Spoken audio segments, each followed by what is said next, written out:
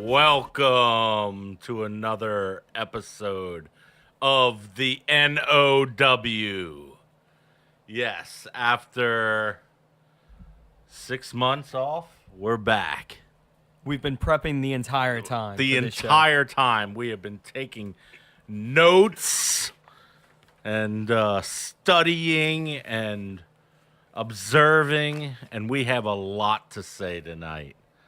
So, for starters, Mr. Adam Baum, how are you today? Great, Pickle. Thank you so much for having me on this fine show of yours. Yes. So, we're hitting episode 60 tonight. This is a special, nice round number.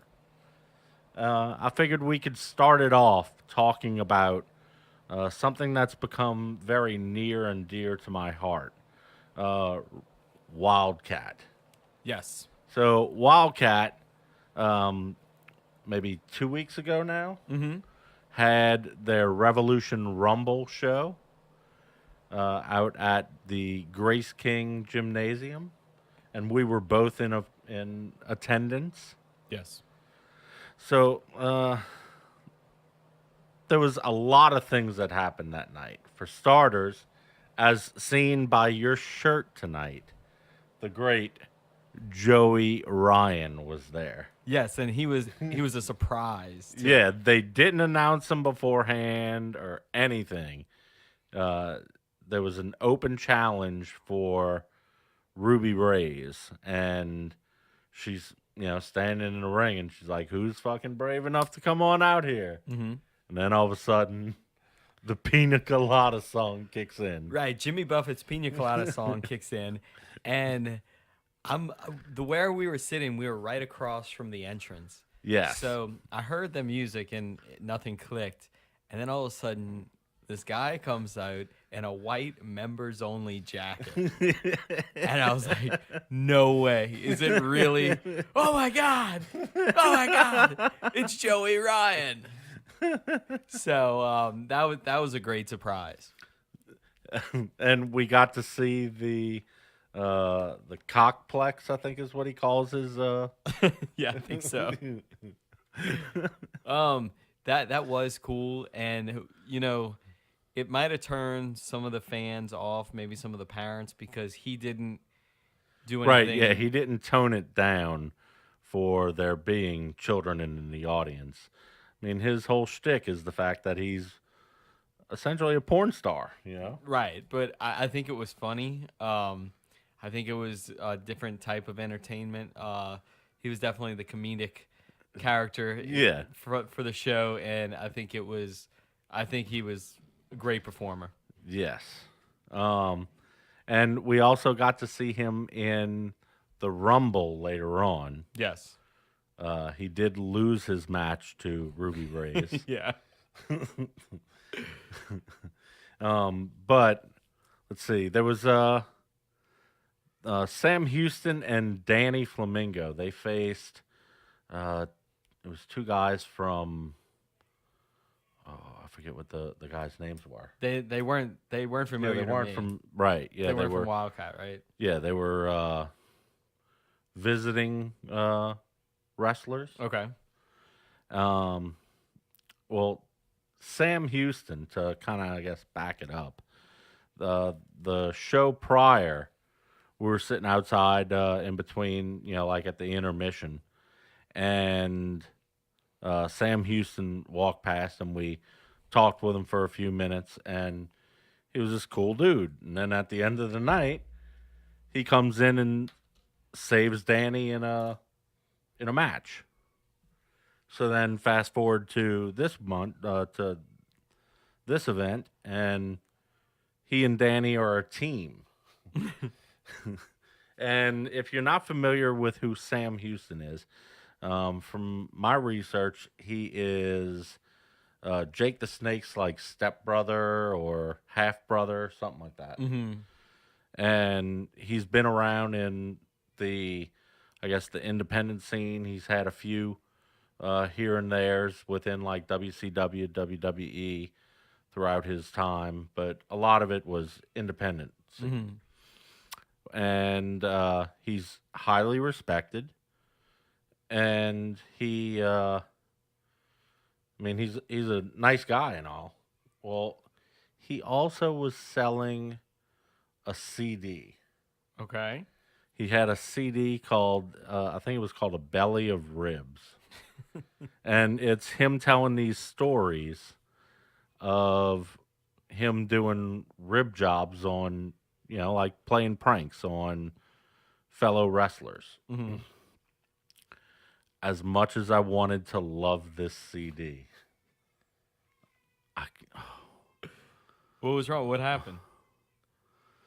um, the recording during half of the stories, you hear it's like he's recording it on his iPhone, Uh-huh. and he's getting like Facebook messages and like text messages the whole time while he's recording.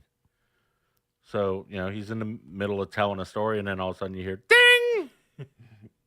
It's probably Jake the Snake. Yeah, it could be. What's up, brother? So I think that really kind of turned me off on the CD. I mean, I listened through it. Some of the stories are very entertaining and all that, but I wish that he would have been able to re-record those stories without the dings in them. Mm-hmm. That it really threw me.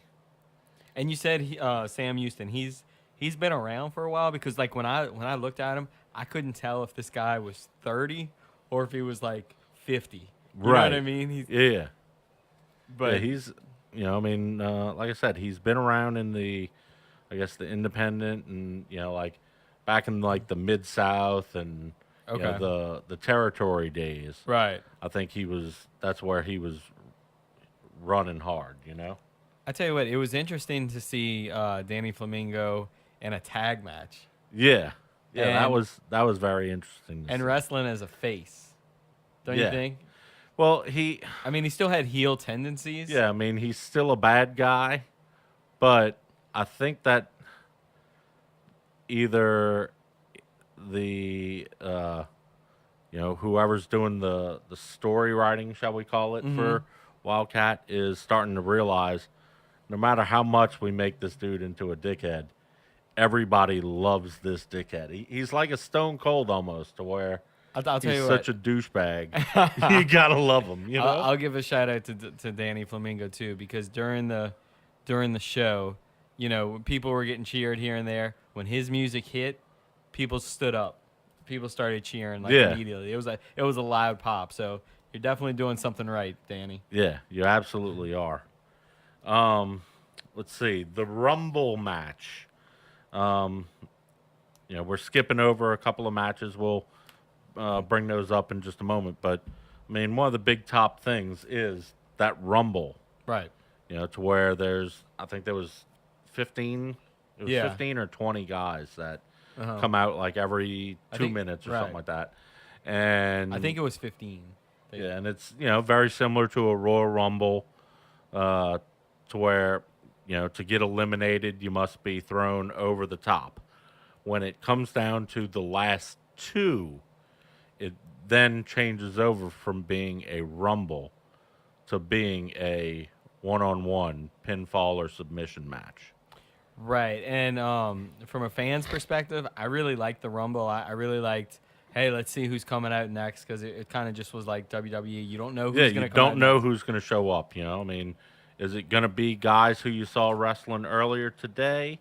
We mentioned Danny last year. Danny had just finished a match and he got to the back, and then all of a sudden his music kicks back up, and he was the first entrant into the Rumble, and lo and behold, won that Rumble.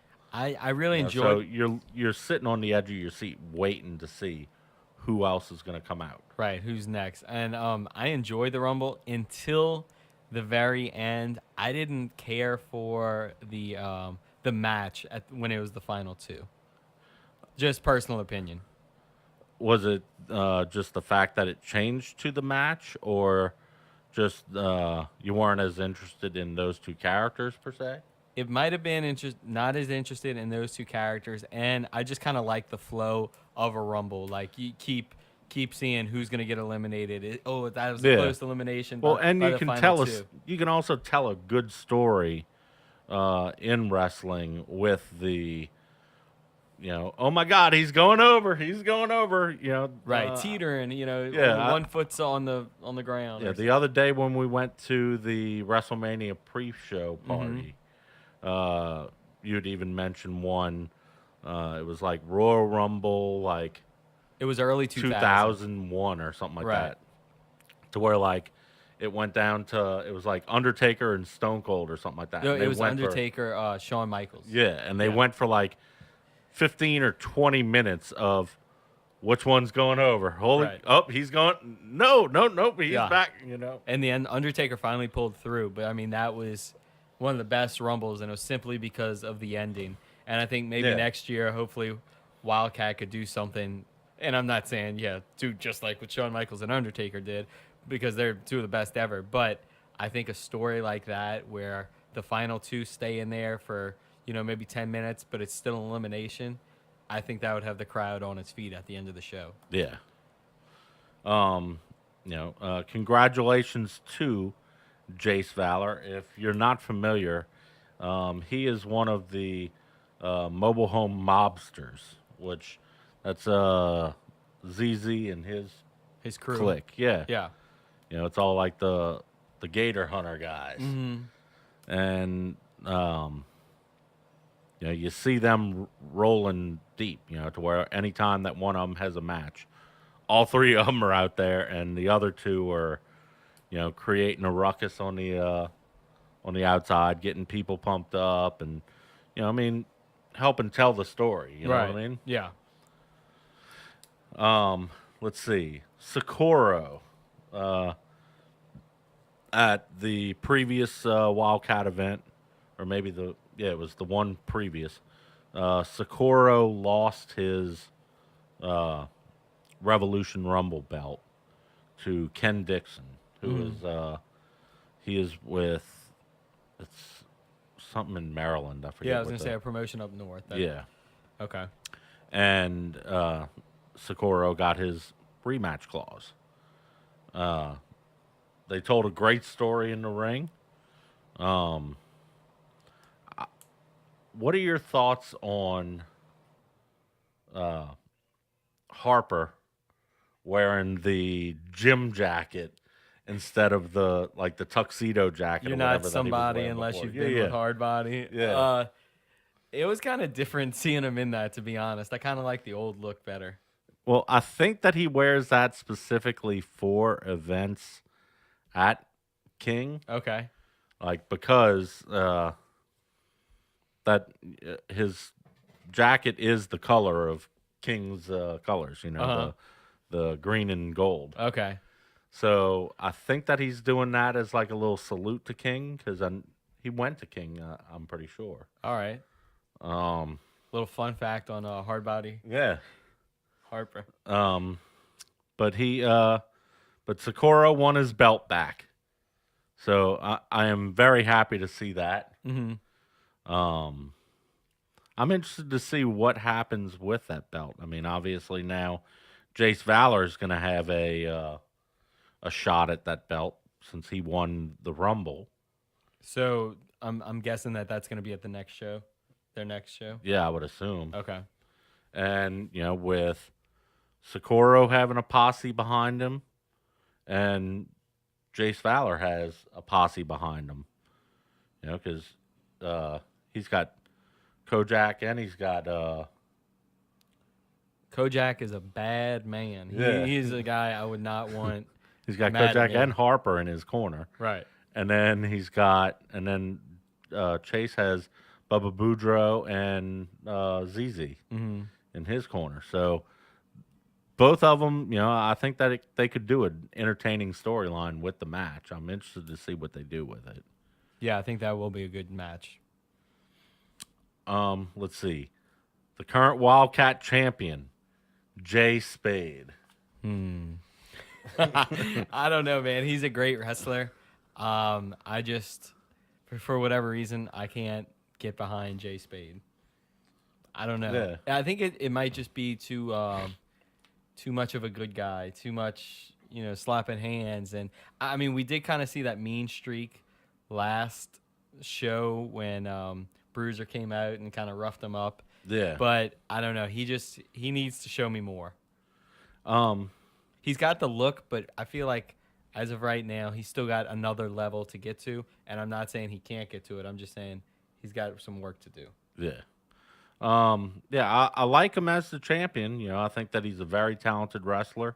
Definitely. The matches that he had with Lancey, where he had I think it was 7 matches altogether, where it was different stipulations and all. Yeah. I mean, that was an entertaining series.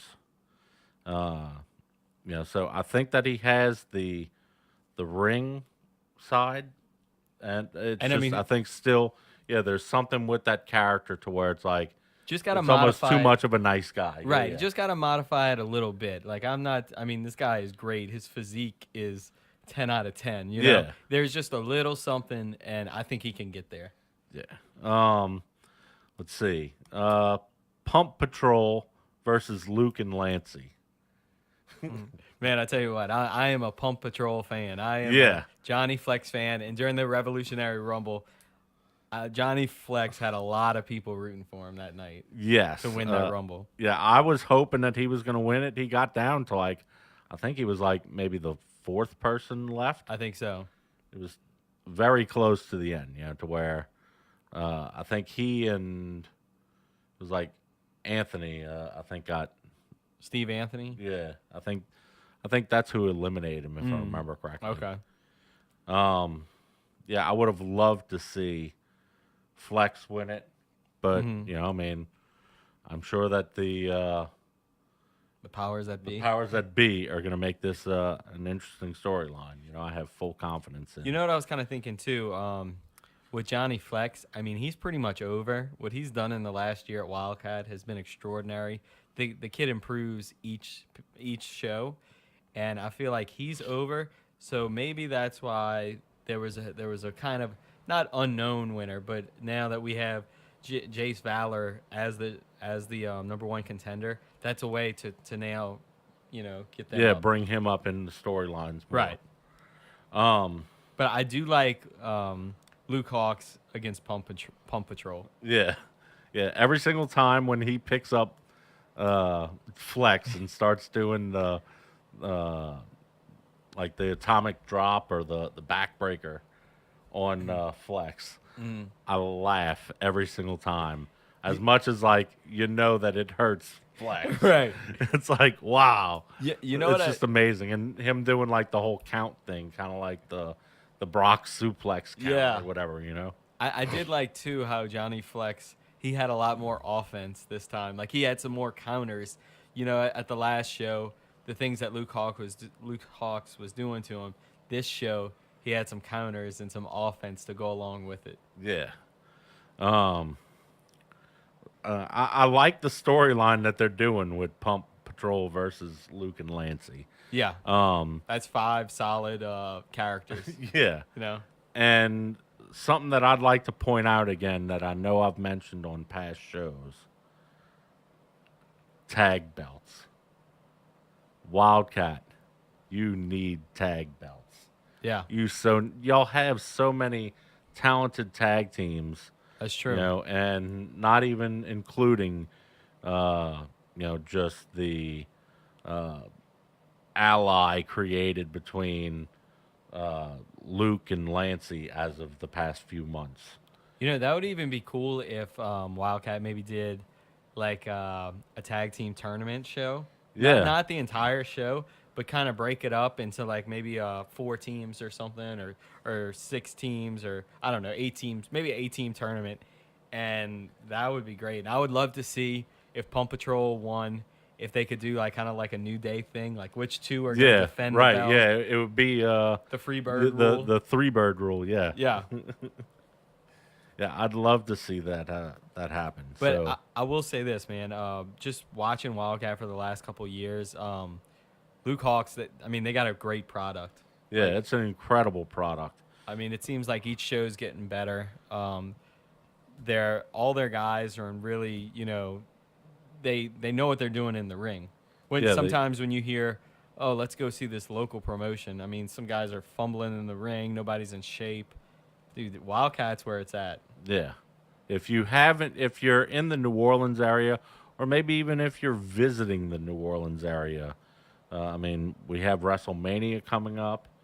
I know that Wildcat has an event at the Cotton Mill at the WrestleCon wrestling quarters. There's going to be a Wildcat show on the Thursday night, Okay. and I'm assuming all the Wildcat guys are going to be in attendance. And with the number of superstars that are going to be in town for either WrestleMania itself, the Hall of Fame, WrestleCon, all these different organizations, I can only imagine some of the possibilities that Luke and the boys have up their sleeves for that show. That's true. I know that tickets are on like pre-sale right now, to where you have to have a special code. But I think they go on sale like Tuesday or Wednesday, something like that. Everybody's gearing up. Yeah. So if you haven't seen a Wildcat show, I strongly recommend you seeing one. If not the WrestleMania weekend event, one of the ones upcoming here in the next few months. I think that if you're a wrestling fan, you genuinely enjoy it. And if you haven't seen anything on Wildcat, you can check them out on their TV show too. Oh, that's true. Yeah. Do you keep up with the TV show? I have seen them on. You're talking about it on UPN. Yeah. They come. Yes, it's good. Yeah. In fact, recently they did their Halloween special, to where it wasn't so much of a wrestling show per se. It was almost like a Morgus show, to where there was a storyline going on, and there happened to be like a fight scene in there, and they took a break for one or two matches in there, but most of it was telling this storyline from a Halloween show. That's really cool. That's thinking outside the box, and that's another reason to kind of support these guys. It's not just same old kind of thing. Yeah, they're putting out a show every week on TV. It comes on Saturday nights at 10 and Sundays at midnight on UPN. You can get their streaming service if you don't live in New Orleans. I think it's like $5. You can get it, and it's on I think Vimeo Okay. is the site that they use, to where you can watch all the past shows, and I think they give you a bunch of bonus content, like oh, we didn't have time to fit in this match on the show. You can watch it here on the streaming channel. Let's see. With the Halloween special as well, I wanted to mention Laddie drew the DVD cover. Yeah, it looks really good. Yeah. I will post that here into this scene when I'm editing down. And I think you can even get that poster when you go to the shows. Yeah, when you go to the shows, you can get it for sale. It's like $5. It's just like when you get the that show's particular bill. You can get it and get it signed by all the different superstars, and that's one of the other things that I really do like about Wildcat, is that when you go to the show, you get to meet and greet with the stars there. It's not just like, as much as I love WWE, and we'll talk about this part here in a little bit. When we went to the ticket pre-sale party thing for WrestleMania, they had stars there that you could meet and greet with. But the line was so goddamn long that it was either wait in line the whole time or don't, or Right. don't meet these people. Yeah.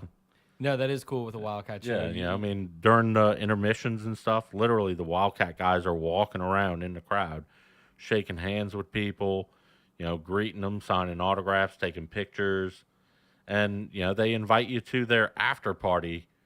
To where it's not like when you see a big band play in town, and it's like, oh, let's just go down to the French Quarter and find where these guys are going to be hanging out. What Right. dive bar these, is Aerosmith going to be in or whatever. Yeah. WildKat, they straight up tell you, they're like, hey, we're going over to the gas station after this. Come That's party true. with us. Come meet us. Yeah, I mean, we got to meet Scott Hall.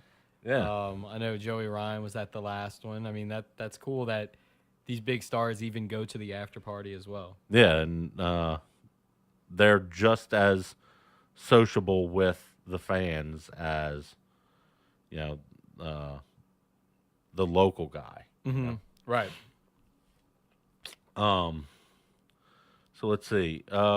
We mentioned the WrestleMania ticket pre-sale party.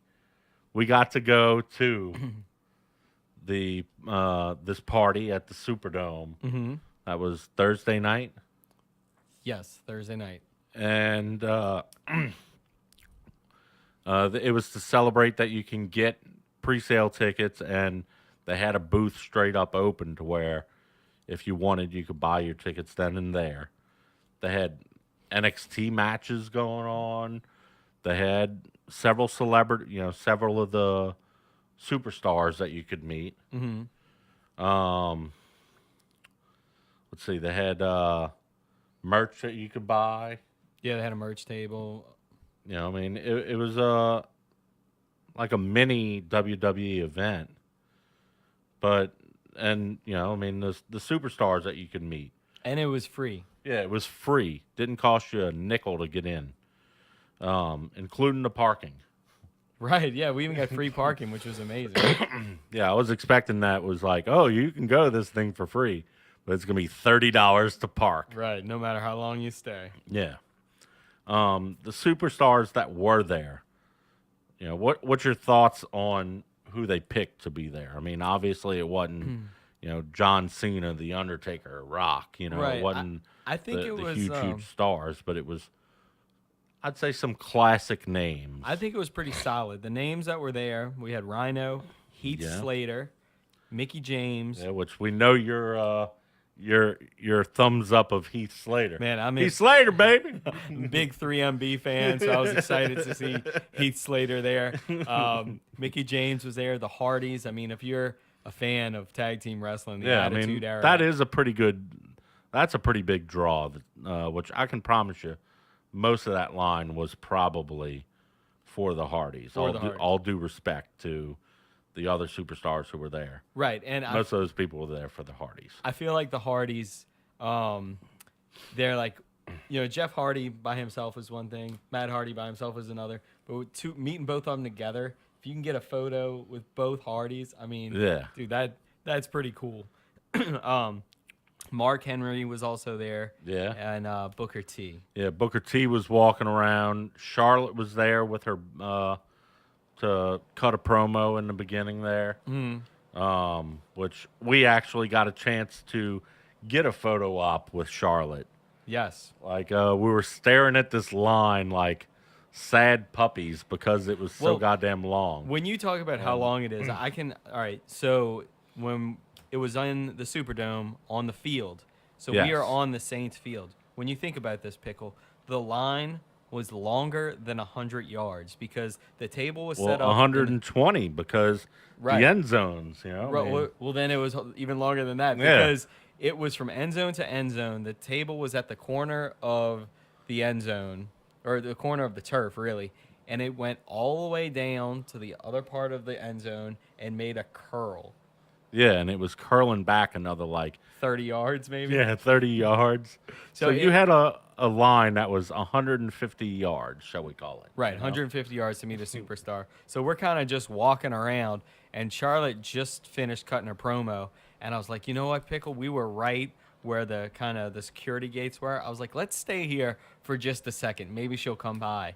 And she came out the curtains, and I went, woo! Yeah, and And she walks over. she kind of looks, and then she was walking towards us, and I was like, wait, what? Why would Charlotte be walking towards us? Yeah. But she was actually doing an interview, I guess some media for just, saying that. Yeah, either them cutting a quote unquote backstage promo or, some kind of montage thing of showing, hey, this is what happened at the WrestleMania pre-party. Exactly.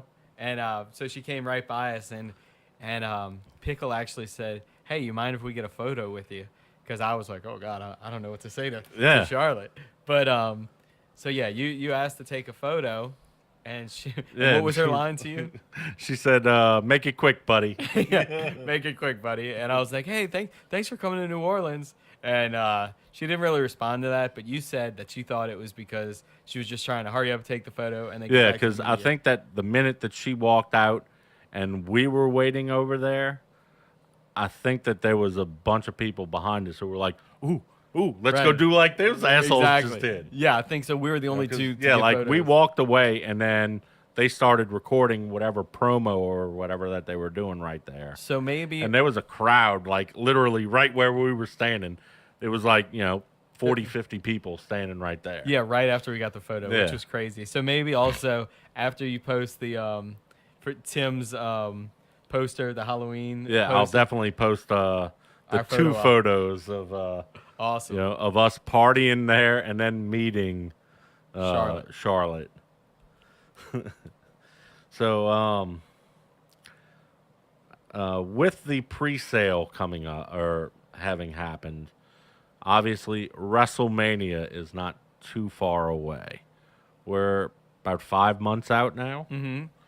I hate to use the cliched term, we're into WrestleMania season, but I mean, we are only about a month away because it's usually like, December, January when you really start getting into that storyline mode. Right. To where, they're going to, with the Rumble, that really starts to name, okay, what's going to be the big headline match. Mm.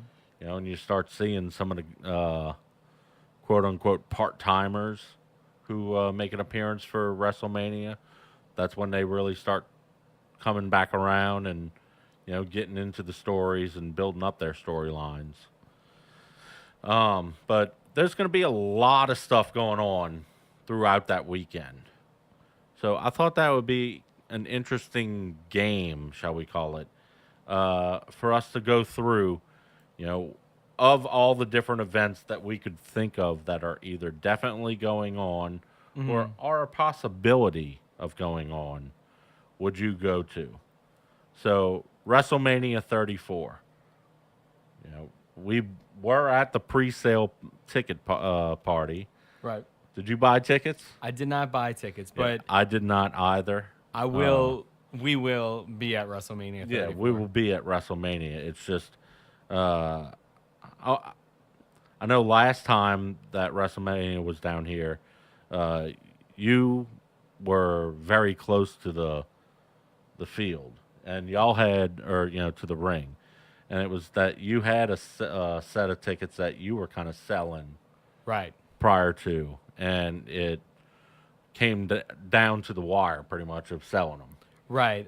We were really close. I'll say that if you could do it one time for WrestleMania, and the way I kind of thought about it for WrestleMania 30, if you live where WrestleMania is at, you can save money on, you're not buying a hotel, you're not, you know what I mean? Yeah. So maybe put up a little extra money for those tickets. Yeah, to get better seats. Right. So maybe you might spend the same amount of money, but your seats are going to be dang good for WrestleMania. And I feel like eventually that's what I'm going to do for WrestleMania 34 as well.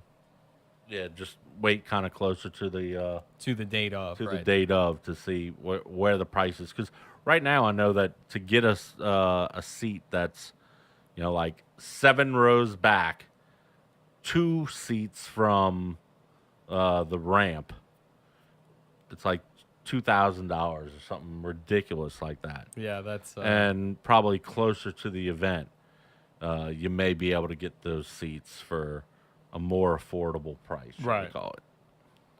You know, I mean, not obviously like $50, but I think that a seat comparable to that would cut down at least half, maybe even almost 2/3. You know.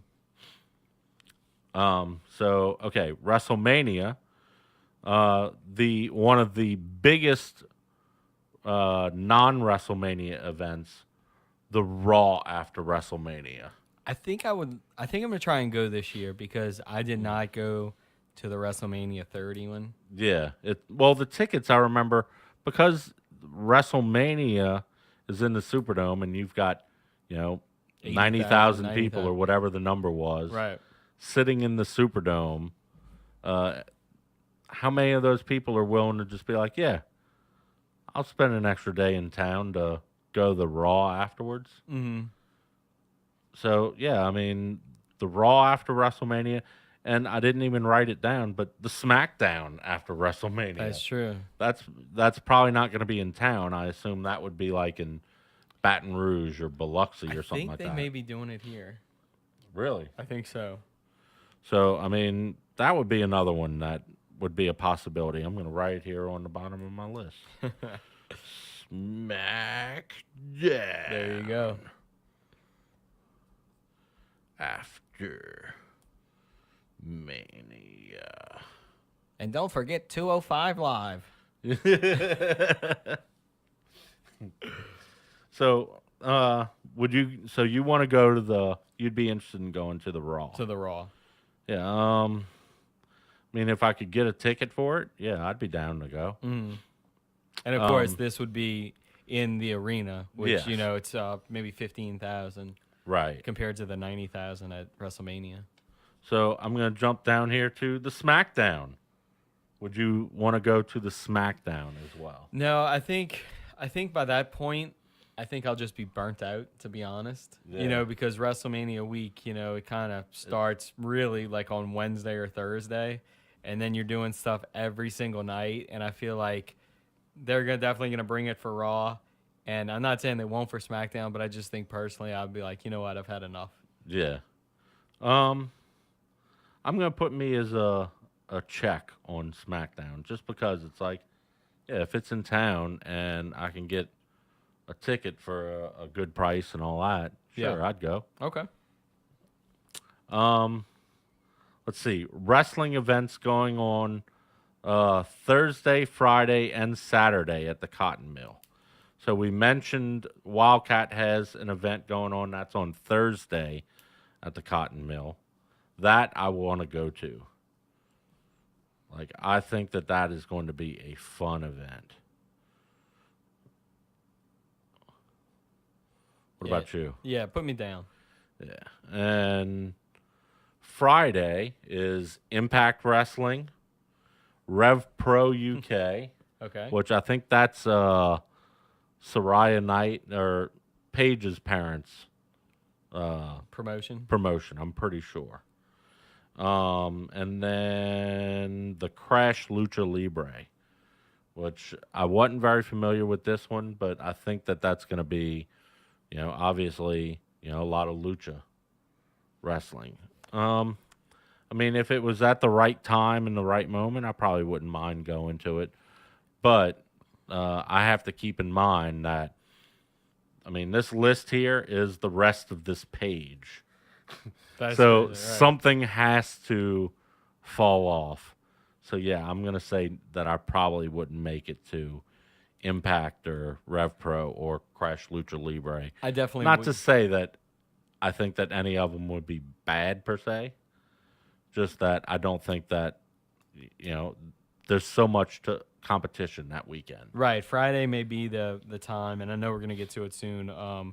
To maybe do another wrestling event that's actually not wrestling. It could be a a one man show or something Yeah, like that. Or a talking live show podcast. or even a music show. There's several professional wrestlers that are in bands. Right. You got Jericho's and Fozzy. I forget what Jeff Hardy's band is, but he's in a band. Lita's band. So there's a bunch of different rock opportunities, shall we call it. Plus, bands or musical artists that are just so related to WWE that they might as well fucking be WWE superstars. You know, Right. people like Wiz Khalifa and Machine Gun Kelly. You know, to where like anytime that they need Pitbull. yeah, Pitbull. Anytime that they need a song for the Right. theme of something. What's your boy that came out with the song "Welcome to My House"? Yeah, He's Flow Rider. Flow Rider. He's another Flow Rider. Yeah. He's always in in the the mix mix. there. Yeah. Yeah. So Friday, I'd say no. Saturday, you've got House of Hardcore, which that's Tommy Dreamer's group. And I think that's a very successful promotion. Yeah. They have a show that I forget what channel it comes on. It comes on like WLAE or something like that in the middle of the night. Really? Yeah, I've Okay. seen it a couple times on some random channel. Now, when you've seen it, House of Hardcore, is it like ECW in any way? Just because Tommy Dreamer's running it? Uh, yes and no. I mean, yeah, obviously they're a little bit more edgy than a WWE would be, but it's not like ECW in the factor that The fans know, aren't throwing chairs in the ring or Right. something crazy. Yeah. Okay. Let's see, Combat Zone. From what we were seeing, that one's almost like a, I hate to use the term, but like a backyard wrestling thing, to where it seems like they are very violent. To where some of the information that we were finding about them was like they have one of their signature matches Yeah. is the Cage from Hell or something like Yeah, that. Cage of Or Death. Cage There's- of Death, yeah. Wrestling Revolver is also that Saturday. All three of those events, I'm not sure how they're doing them, whether like one of them's at like 2:00 or, I mean, it could be just wrestling events going on all throughout the day at that venue.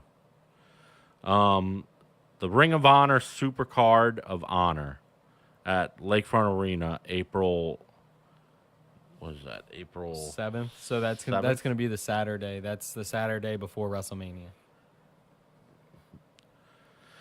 That would be a cool event to see. I know that. Didn't y'all go to that last year? We went when it was WrestleMania 30. We went to Or- it yeah. was on the West Bank. It might have been at the Hilario Center. Yeah.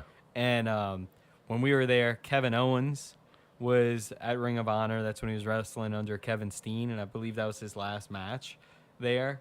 That was really cool seeing him. Matt Hardy was there. I mean, it's a different style than WWE. There's a lot of false finishes. No, this was 4 years ago. I haven't really kept up with the product as much as of late. However, now it seems like Ring of Honor is getting bigger. Yeah, they. I know that basically Cody is signed over there. Yeah, Cody is over there. The Young Bucks, Kenny Omega. Yeah. So the whole like Bullet Club, they still go. They're in Ring of Honor as well as wrestling in Japan, and I think this could be the show that kind of steals the show out of all these promotions right here. Yeah. So I'm gonna put me as a yes on that. Put me down as a yes. Yeah. And it's not like I'm gonna come back and be like, "God damn it, you said you were going to it." Right. So I have WrestleMania in there twice. WrestleMania or WWE Access at the Convention Center. Okay. I got to go to it twice last year. They have a whole lot of exhibit things that you can see. Like in 30, that was when Undertaker was still undefeated. So they had the graveyard that you could walk through, and they had all the different souls that he had buried in WrestleMania histories. Right. They had something to where you could walk down like the WWE ramp and have, like at the time it was like Daniel Bryan and the Shield and Triple H's music, Jericho's music. There was, a good 10 different wrestlers whose music you could choose from. You could meet a bunch of the superstars. The problem again being that the lines. So I didn't go to the last fan access when it was here at WrestleMania 30, but I do remember I went to Houston for WrestleMania 25, and that was one of the big matches was Shawn Michaels, Undertaker, the first one. Yes. But during access, I remember we were waiting in line, me and my buddy Zach, and I mean the line is taking forever. We're waiting to meet Jeff Hardy, and I guess it was his time after a couple hours. They put in another wrestler. Yeah, and he gets up and then like Sin Cara or somebody that you give it was two shits less about. Well, yeah, but it was actually your boy. It was Jack Swagger. Oh. And when Jack Swagger I would have waited all day. Well, you would have got first in line because when he sat down, most of the line just left. It was actually I felt bad for him.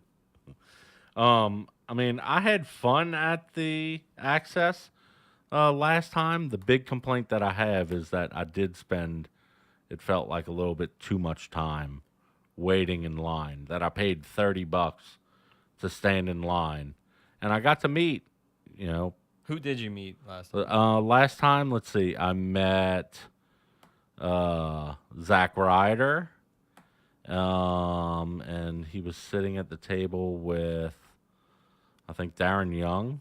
Okay. I got to meet Hornswoggle and I think Dave Otunga. I got to meet the Funkasaurus. Let's see, who else did I meet there? Well, I think a solution maybe to this, there's a lot of WWE superstars. They should just have more tables for you to meet stars. Yeah. So then that will cut some of the lines down, and you'll be meeting more people. It seems like you're going faster through the lines. You can get more things done. Well, even with the pre-show thing, the big complaint that I would have done, because like we said, it seemed like a lot of the crowd was there to see the Hardys, or was waiting in line for photo opportunity with the Hardys. Meanwhile, like Heath Slater and Mickey James may have not had such a long line. Right. I wouldn't have minded it, if they would have split them up a little bit more to where it's like, hey, yeah, you can wait in line to go see Jeff Hardy and them, but, like if you just want to get, shit and get, here, you can go these shorter lines and meet these other superstars who are still legends in their time, you know? Let's see. Yeah, so I would probably go, but I would limit myself to only one visit, and I would probably line it up to where it's like, if I'm going, there's one superstar whose autograph I'm going to get for that time, and then the rest of the time I want to be able to walk around and, because they had the NXT matches going on over there. There was a bunch of events going on all at Access, and I feel like I didn't pay enough attention to the other stuff because I was spending so much time in line. Mm-hmm. Well, put me down too, because just since I didn't go last time, I would like to try and make it out. Yeah, at least once this time around. Let's see, WrestleCon. WrestleCon last time was at the Cotton Mill, literally across the street from Access. I think this time, from what I read, it's going to be at the Sheraton, which is on Canal Street. Mm-hmm. And just like the last time, there's a bunch of different wrestlers who you can meet. Honky Tonk Man, HBK, Foley, Rock and Roll Express, Tommy Dreamer, Gangrel, Melina, Simon Grimm. I forget what his name was in WWE. It was Simon something. Simon Gotch. Gotch, that was it. And he was with the Vaudevillians. Bill Apter, Victoria, Road Warrior Animal, the Steiners, That's cool. yeah, Sabu, J.J. Dillon, Stevie Ray, Barry Windham, Eric Bischoff, Brutus the Barber, Teddy Long, player, Oh, player. Billy Gunn, Hernandez, Paul Orndorff, Tony Atlas, the Headbangers, Soraya Knight, which is Paige's mom, Okay. and there was a bunch more names that were listed there. Mm-hmm. You know, what I mean, I didn't want it just to be like 15 minutes of me reading off names. Right. I mean, last year when I went, or last time when I went, I did get to see all the different superstars. That event really is just a Meet and greet. meet and greet kind of thing. You know, what I mean, there's all the superstars had like a booth to where you could buy like their T-shirt or like their merch. Do they have anything like when you go to a Comic-Con, like there's things where you can buy different action figures, or Yeah, there was a store. There was like a few booth things like along the front, to where it was like some figurecollections.com or whatever, to where like you could buy the different but do they figures and merch for the people who were there. but do they have like a Q&A session where you can like with any of the No, I didn't. Well, there was something that had some chairs over there, but I don't remember what they were really doing over there. I don't think that you could. I don't think there was really like a Q&A thing at that part. In the outside there was like that was right when Mickey James was doing her country music career, Oh wow, and okay. she sang for a little bit and did like a Q&A. And they had a couple people who did Q&As outside. So I'd assume that they're probably going to do some sort of Okay. breakout session thing like that, but it's not nearly. It wasn't nearly the caliber like a Comic-Con, to where you could go to a panel and see all the people from WCW. yeah, WCW talk about during the Monday Night Wars or whatever. I see. Okay. Let's see. So WrestleCon, would you go to that? What day is that? It's like Well, it goes on, I think, like Thursday through Saturday or through Sunday. I don't think I would go to WrestleCon. Yeah. I mean, like I said, I went last time. I had a good time, but yeah, for the most part, it was just you paid $30 to get into this place, and then you had to pay all these different superstars $30 And or whatever $30 their cost. and up. Yeah, on up to get a meet and greet, sign, whatever with them. The Hall of Fame. So every year WWE does a Hall of Fame show where they induct, a good half dozen to a dozen people from the wrestling world in. Would you go to the Hall of Fame this year? I would not.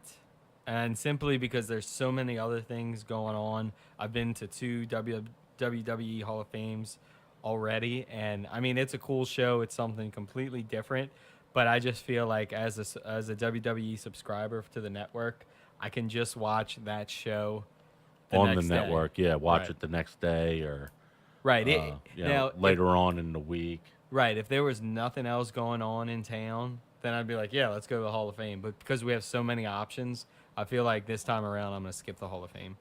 Yeah, and that's how I feel as well.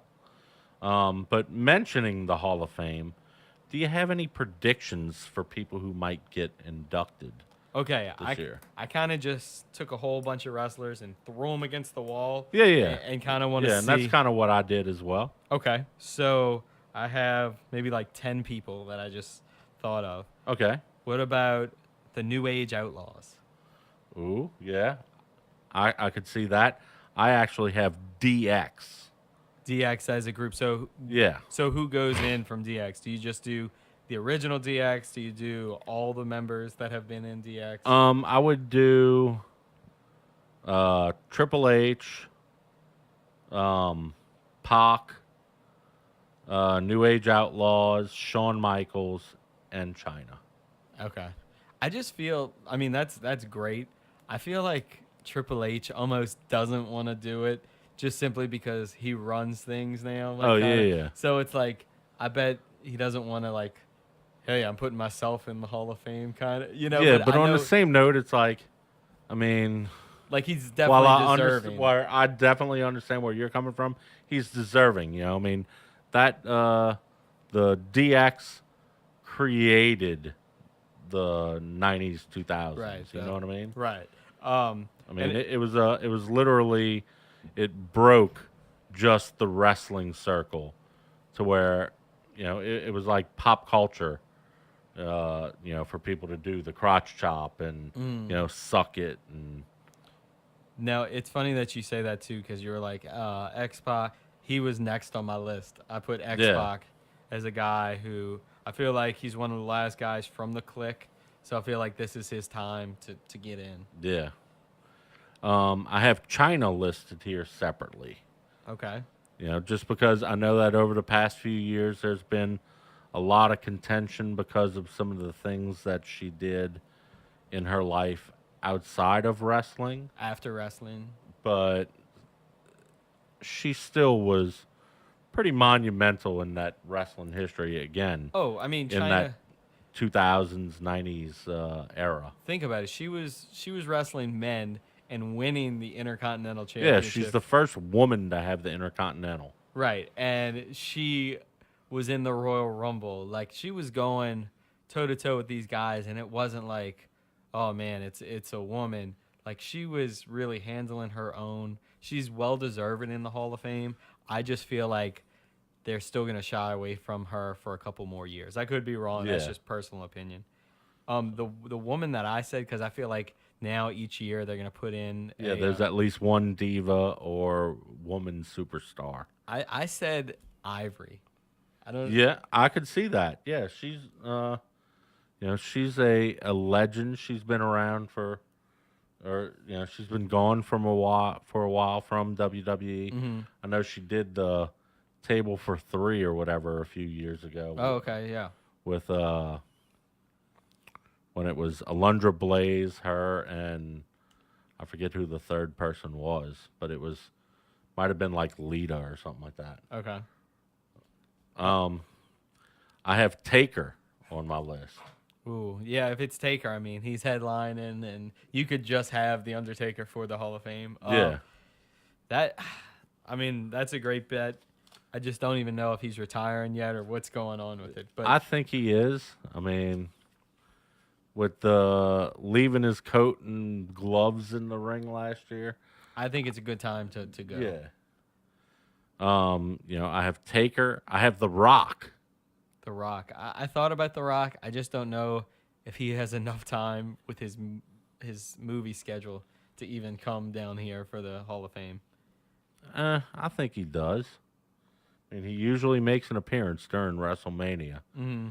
Even if it's just to come out and be like, "Do you smell what The Rock is cooking?" and then leaves. Look, if the Rock shows up, I mean, that would be awesome if he's the headline for the Hall of Fame. Yeah, if That'd you be remember great. last year, didn't he come out? Was it last year that he came out and all he did was he lit the Rock thing with the flamethrower and then left? Well, no, then he went into the ring and the Wyatts came out. Oh, yeah. And he then had an 8-second match Yes. with Eric Strowman. Wait, no, No, it was No, with not Crazy Luke Eyes. not Luke Harper, but Yeah. It's Eric Rowan. Rowan. Yeah, There we go. Yeah.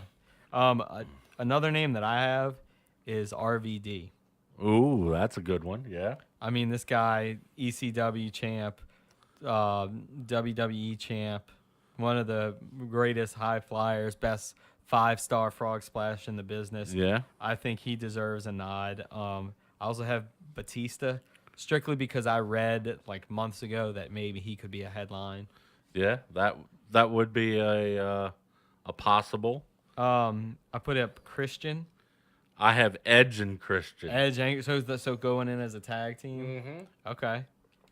It's getting time to start putting in those 90s, 2000s tag teams, you know? Well, now as you brought up the '90s, now that UFC is really kind of like on the rise, and you got your Brock Lesnar's, you got your Ronda Rousey's, Conor McGregor. I was thinking, what if they put Ken Shamrock? That would be a good one, yeah.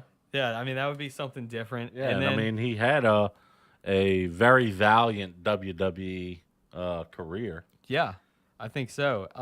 Now somebody from the '80s and early '90s that I was thinking of. What about? And I checked to make sure he's not in the Hall of Fame yet. Rick Martel, the model. Ooh, yeah. Like, why is he not? yeah, in the why Hall of is he Fame? not in the fucking... One of the best gimmicks ever. So I'm hoping that Rick Martel, all these guys, I'd love to see him in the Hall of Fame. Well, I see Brutus the Barber at WrestleCon. Is Brutus the Barber in the fucking Hall of Fame? I don't know. I don't know if he is. That's Yeah. a good. We're gonna have to He check would be, on that. yeah, he would be a good one if he's not in already.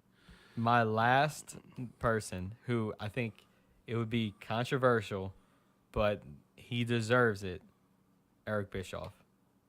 Ooh, yeah.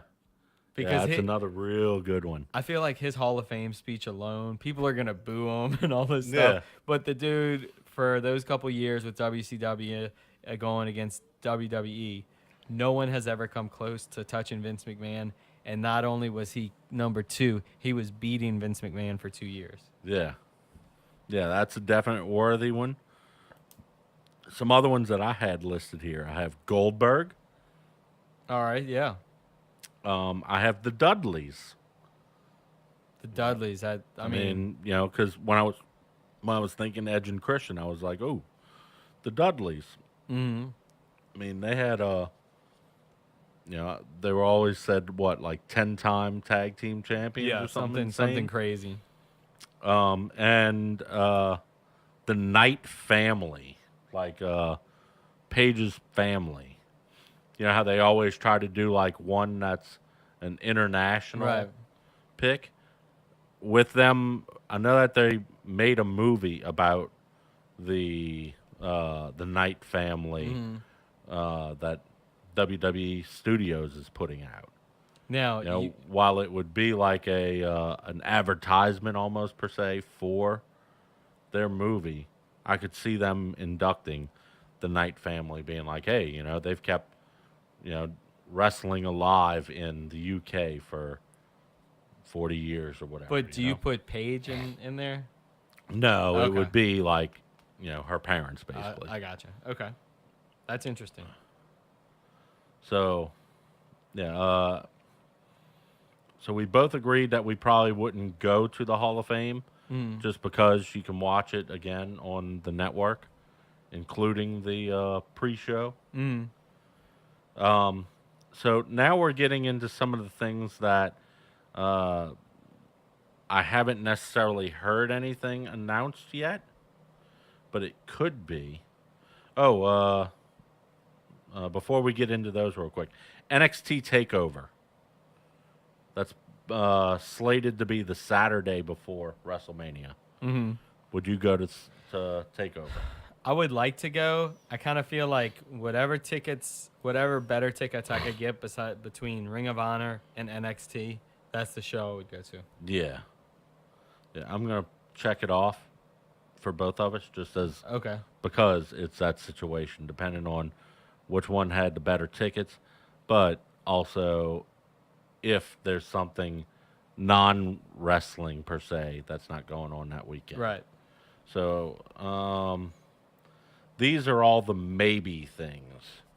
So we have something to wrestle with. Yes. I know that over the past year or so, this podcast has blown up. It's Bruce Pritchard, and he talks with Conrad, Right. and they talk about random WWE times. You know, that Bruce Pritchard was essentially Vince's right-hand man for most of the 80s, 90s, probably even into the early 2000s. Yes.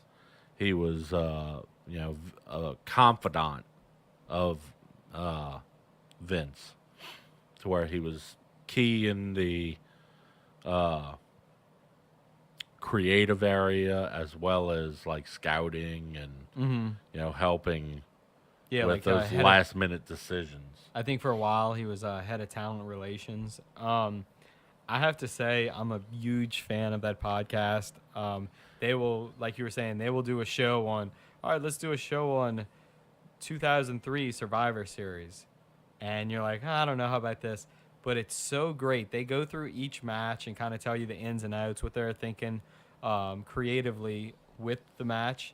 But then they'll also say like little stories throughout the show that you might not even realize Yeah, that they were going to talk about, or they might do a show on. They just did one on Bret the Hitman Hart, yeah, and but it's like what, a 4 hour? it's a 4 hour Yeah, show. So I'll listen to it while I'm in my car. So it may take me a week to get through, but I mean, it is just one of the yeah, best podcasts I've heard. And just because it's on Bret the Hitman Hart, they'll still talk about Shawn Michaels here during the show, or they'll talk about the Undertaker, just like little nuggets, little stories.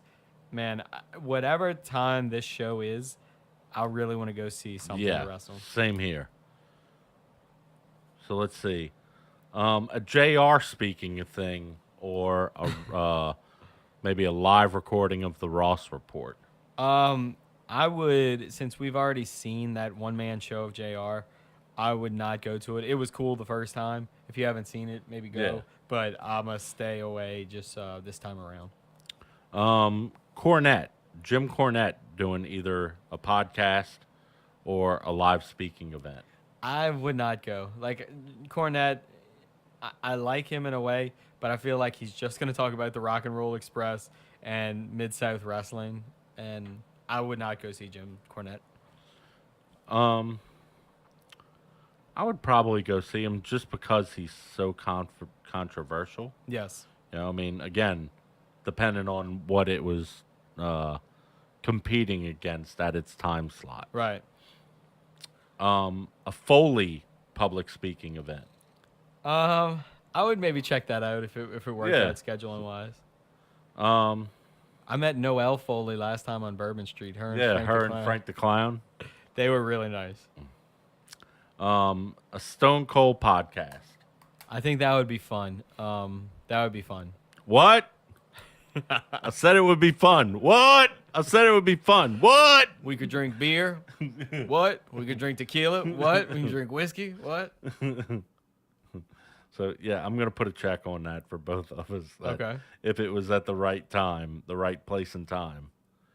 A Talk is Jericho live or seeing Fozzy live. That's one of the podcasts that I subscribe to. I don't really listen every single week, but Jericho does a great job. He's really improved as an interviewer, and I think that would be fun. But I think I would pick to see Fozzy over his podcast, just because it would be something so different. But I think it would be a lot of fun to go to. So yeah, I think that would be the same So you here. go see is to Fozzy? see Fozzy. I would go see Fozzy, but I might pass up on a Talk is Jericho. While, like you said, he's been doing a phenomenal job. I saw him on First We Feast recently, the Wings show that I watch, and he was a entertaining guest on there, the whole 9 yards. But yeah, I think that Fozzy would be a bigger one. The Jeff Hardy Band. I've listened to, I've seen a couple of his little snippets of his band. Man, he is a outstanding wrestler, but it's not my cup of tea. Yeah, I would probably skip on that. A Sam Roberts podcast, if he was doing like a live in front of a studio audience thing at the Hard Rock Cafe or some shit. Sam Roberts is another podcast that I subscribe to, and I don't get a chance to listen every single week, but I like when he does live shows. A lot of times when people do live shows, the quality of the show kind of goes down because they kind of maybe get distracted by the crowd. But Sam holds his own, and I think that'd be really entertaining to go see. Yeah, I'm gonna check that one off too. Rosenberg. Would you go see a Rosenberg show live? Maybe. I think I would. If it works out, I'd go see Rosenberg. Yeah, I haven't seen like I don't get to listen to his show on the radio, Mm-hmm. but when I've seen him on like the WWE pre-shows and stuff like that, he's very knowledgeable and he's seems like he's a good interviewer. Yeah, he knows his stuff. Um, Other live recording wrestling podcasts, like is there something that maybe you listen to a particular podcast that I may not know of, or No, actually, or that I didn't list?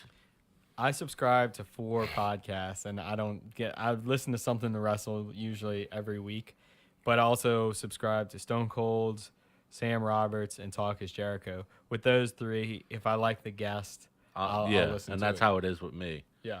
Because Stone Cold, a lot of the times lately, he's been getting off of the wrestling people. Yeah, or And some Jericho will do that too, to where he'll bring in like different musical guests. And, right. And like some of those, it's not to say that listening to an interview with Paul Stanley isn't entertaining, but I'd much prefer to hear Chris Jericho talk to Paul Heyman. Paul Heyman. Right. Yeah.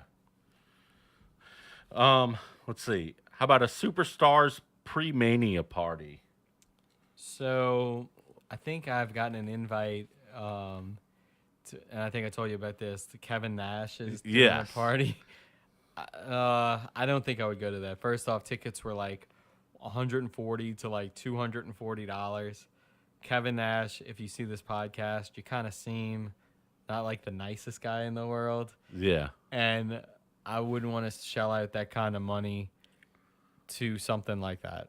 So I think I would stay away from the pre-Mania parties and kind of just go to these other events. Yeah. What about a random signing?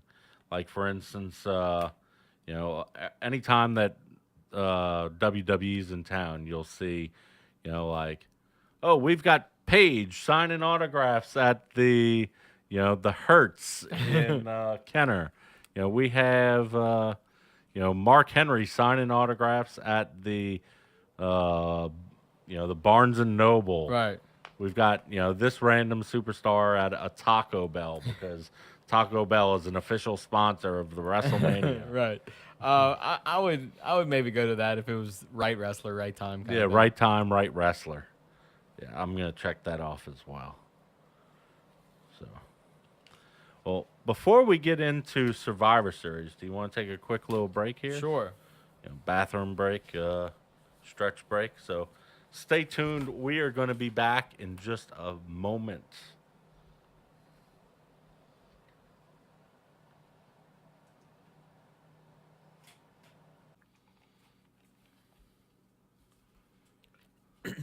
All right, we are back. So this weekend is Survivor Series.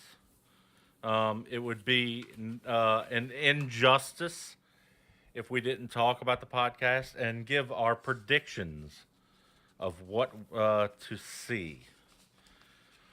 One thing that I will say is that there's only one match that is slated right now for a championship match. Everything else is non-title because they took champions from each brand and they're facing each other. So the one that's up for contendership is the Cruiserweight Championship, and that's going to be Enzo versus Kalisto. Okay, so with Enzo, I'll say this. I wasn't watching 205 live at all, and during Monday Night Raw at the beginning when they had the purple ropes and all that stuff, I was fast-forwarding it through it. But with Enzo having a big name in there, it actually made me have to stop and kind of check it out. And I feel like it was a good move by WWE to put him in the Cruiserweight. Yeah. And my prediction for this, I have Enzo on top. Yeah, same here. That I don't think that he needs to lose the belt. He just got the belt back. Mm-hmm. So, yeah, I don't see him losing it just yet. Do you like him and 205? Yes, yes. I think that him being in 205 does bring some extra, because he's a bigger name. I mean, there's a couple people who had a little bit of name behind themselves, but most of them really seem to have like almost that hokey. Oh, they're a joke character. Like Gallagher Mm-hmm. with the umbrella. Right. And T.J. Perkins. I mean, he wasn't a joke character, but he didn't really have a whole lot of substance behind him. No, not at all. The big storyline that they had going for him for the longest time was when all the different guys from 205 were trying to hook up with Alicia Fox. Yeah. That. So for them to bring Enzo in, good move WWE. Um, the Universal Champion Brock Lesnar versus AJ Styles. Okay, so I guess before we even get into this, we maybe have to say that at first it was slated Brock Lesnar versus my boy Mm-hmm. Jinder Mahal, Yes. and for some reason that got changed, and they had a match between Jinder and AJ. The winner of that faces Brock Lesnar. Um, this match right here, AJ and Brock, is definitely more appealing. I'm excited for this. I kind of don't know how it's going to be. I don't see this being a 6 or 7 minute match. I feel like they're going to have Lesnar go maybe 15 minutes with AJ, have him Yeah, be the because high flyer. right, AJ's got so much of a wrestling arsenal that it would be a disservice if it was nothing but suplex cities. Right. I feel like this is a match that is like WrestleMania worthy, kind of like dream match, and they're having at Survivor Series. So, Yeah, um, I feel that eventually Brock Lesnar will win, but I feel like this could steal the show. yeah, I'm with you on that completely. I'm gonna go with a crazy hunch one because no championships are changing hands. I'm gonna go with AJ here. Okay, now will you say that you think Jinder's gonna run in and maybe cost? I think that's quite possible Okay, that Jinder and his posse will come in and create some kind of shenanigans to where essentially AJ gets, AJ wins by disqualification. I see. Because if we look, Jinder Mahal is not on the card. Correct. And I mean, he literally just lost his belt last week. Okay. Um, Team Raw versus Team SmackDown. So Team Raw is Kurt Angle, Braun Strowman, Finn Balor, Samoa Joe, and Triple H. And Team SmackDown is Shane, Randy Orton, Bobby Roode, Shinsuke, and John Cena. Ba-ba-da-ba. And I know there's a mini stipulation saying that if Team Raw does not win, that Angle will be fired. Angle. First off, how do you think Kurt Angle has done as the GM of Raw? I like him as the GM. To have the good guy per se manager. It's kind of like the old school Mick Foley commissioner where he was always like sitting in the broom closet or like on a go kart or some shit, and he would Right. just be like, "I approve." Yeah. Well, it is also too kind of like a breath of fresh air that it's not the authority. Yes. And making matches to kind of screw over the good guys. Right. So I think Kurt Angle has done a phenomenal job. Yeah. I like him being a manager. Um, with regards to who's gonna win that match, I could see Team SmackDown possibly winning this one. I'm going to have to agree with you there, Pickle, simply because now Triple H, he made himself the fifth member of Team Raw. Yes. And they took out Jason Jordan, the illegitimate son of Kurt Angle. Yes. And I feel that this might, to talk about Jason Jordan for a little bit, I feel that maybe a heel turn is a coming with him, and he might have some kind of involvement in this match right here. Yeah, I could definitely see that. And I also feel that Triple H is going to do something to either eliminate Kurt Angle or something's going to happen with him and Kurt Angle during this match. And I feel like it's going to cost them. And that's why I pick Team SmackDown as well. And I mean, come on, they got John Cena. Yeah. Yeah, I definitely see SmackDown winning, mainly because I think that Triple H is gonna possibly screw something up. Jason Jordan could interfere. Plus, if you remember when Finn Balor and Samoa Joe were selected, it was supposed to be a one-on-one match, and some kind of bullshit happened to where neither of them won. Right. So they both got put into the team. So I could see where like that feud may continue on per se, and because Team Raw may not be as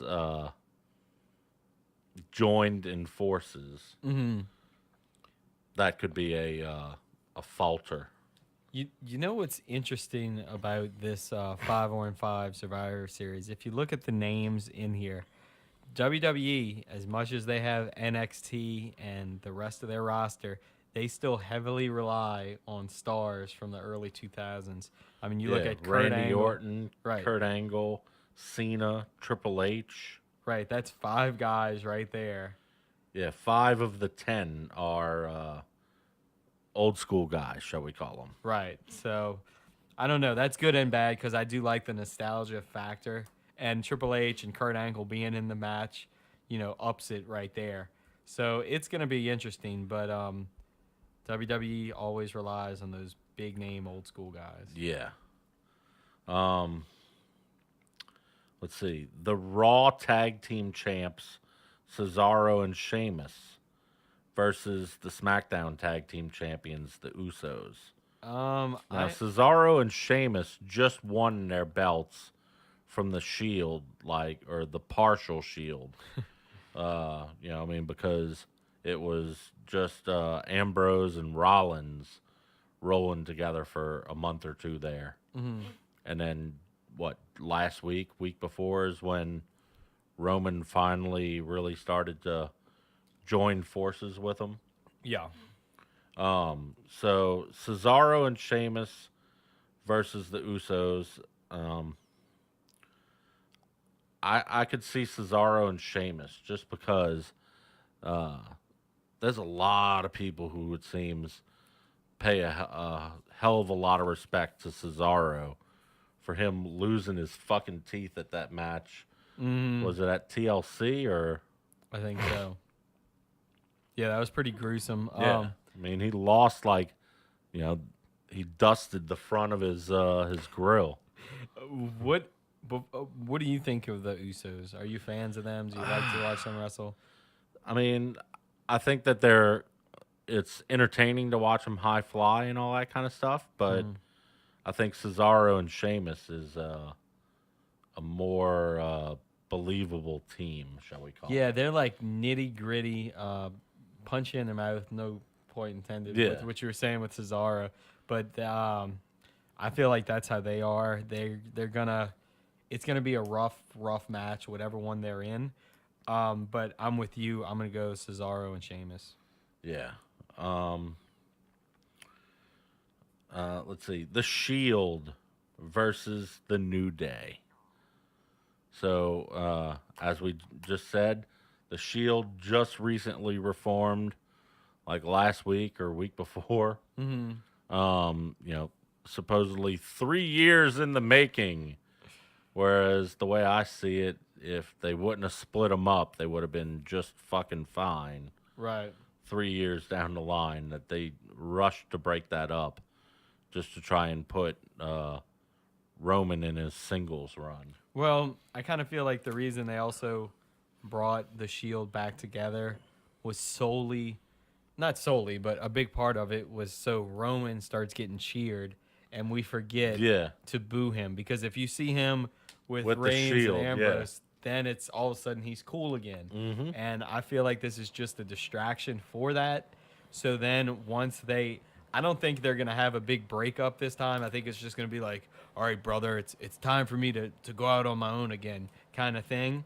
And I think they're just kind of getting him ready for WrestleMania and to see if this works, see if people don't boo him Well, as much. I wouldn't even mind seeing them stay together and just when Roman has a singles match, let him go out there with the other two Shield guys.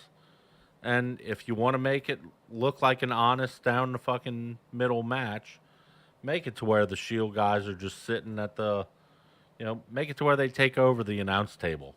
Yeah, that'd You be know? cool, kind of like NWO back in the day. And like that they're just sitting there talking smack about whoever Roman's fighting, and they don't get involved at all during the match. They play it clean, and just if they want to make it to where it's like, okay, they do interfere in some fashion, let them wait until after the bell, and then they come in and do the whole Shield destroying everything in their path.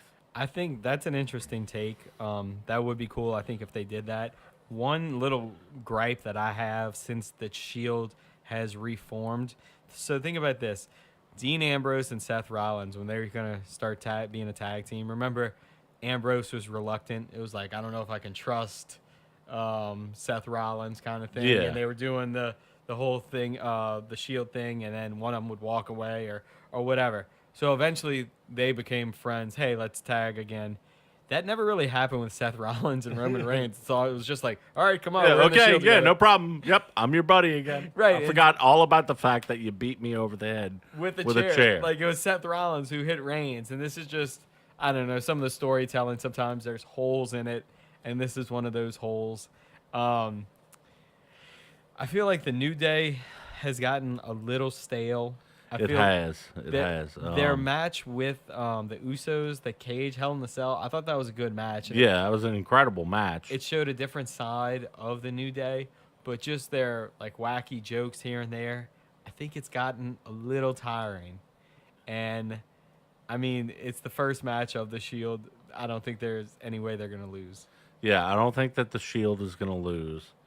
Do I think that it's going to result in a breakup of the New Day? No. No. But I could see it create a little tension per se. Mm-hmm. To where they might have to joke it out a little bit or something like that. Right. So we will see what happens with that. But yeah, I think the Shield is going to win the match. The Raw Women's Champion, Miss Bliss. I would say her first name, but we have a certain disc around here. Okay, Alexa Bliss. Alexa Bliss. I can finally say it because Adam Bomb here muted my Echo Dot, as you can see. But yes, Alexa Bliss versus the newly crowned SmackDown Women's Champion, Charlotte Flair. Woo. Woo! Make it quick, buddy. Make it quick, buddy. Charlotte Flair. Alexa Bliss.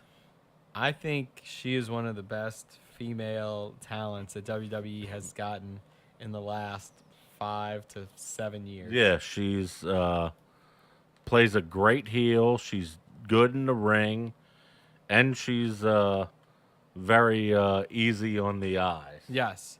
With all of that being said, I still pick Charlotte Flair to win. Yeah. Yeah, I'm with you on that just because she just got her belt. Yes. So you can't make that just recently crowned belt person look weak. Now, you know what I think would be great is if after their match, if Carmella cashes in against one of the two. Ooh, that would be cool. You Yeah. know, like she's got it. And it would be a great if they went maybe like 20 minutes and they're both exhausted afterwards. Carmella runs in, her music hits, she's got the briefcase, and you got both women laying on the ground. And it's like, which one? Yeah. I think that would be, this is a moment, this could make history.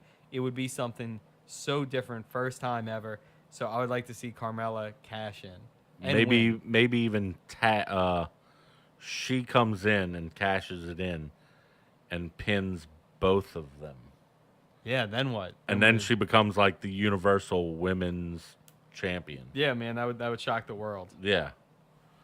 Yeah, ooh, that's a damn good little shocker there. Yeah. Let's see. So the other Team Raw versus Team SmackDown, the women's division. For Team Raw, we have Alicia Fox, Nia Jax, Asuka, Sasha Banks, and Bayley versus Team SmackDown being Becky Lynch, Carmella, Naomi, Tamina, and Natalya. All right. I'm going to have to go Raw. Yeah, I'm going Raw simply because of one name on Raw's team, and that's Asuka. I feel like they're going to push her to the moon, and they're going to have her sole survivor. So I'm going to go Team Raw. Are you big on Asuka? I think she was awesome in NXT. It'll be interesting to see kind of if she gets over. But I feel like sometimes with NXT, a team like the Ascension or like really different kind of gimmicks that get over at NXT don't necessarily make it in WWE. But I think Asuka's a little different. Like she's just badass. And I feel like she's going to get over. And I do like her style. So, yes, long-winded answer. But, yes, I like Asuka. I haven't really caught on to her yet. Something about her makes me feel weird. I think it's the line of makeup going through her face. Yeah. That, I mean, that's just weird to me. And, I mean, different strokes for different folks. That's you know right. what I mean? Like, but, yeah, I think that Team Raw is going to win it. Mainly because, yes, they're trying to push Asuka. I think that they're trying to push Nia Jax as being a quote-unquote monster in the women's division. Mm-hmm. I know that, like, a few months ago, she was considering leaving WWE. And I noticed, like, right when that news was starting to hit the dirt sheets, she started getting a super push. Mm-hmm. So, yeah, I think that she did go to... Vince and whoever, and state her unhappiness with the current storylines. And they told her, "We assure you, we're gonna push you the right way." Yeah. Oh yeah. Well, and then if we're talking about like stars that really in NXT they're super over, sometimes not as over with the main roster. Someone like Bayley. Yeah. Like, they really felt that when she came in, she was going to be the female John Cena. And, for a while, she was kind of entertaining, but...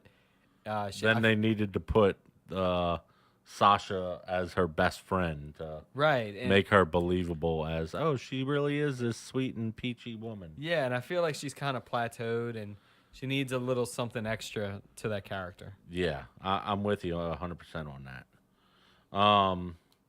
I also kind of think that with SmackDown, I feel like they missed the mark with some of the divas that are in the SmackDown roster.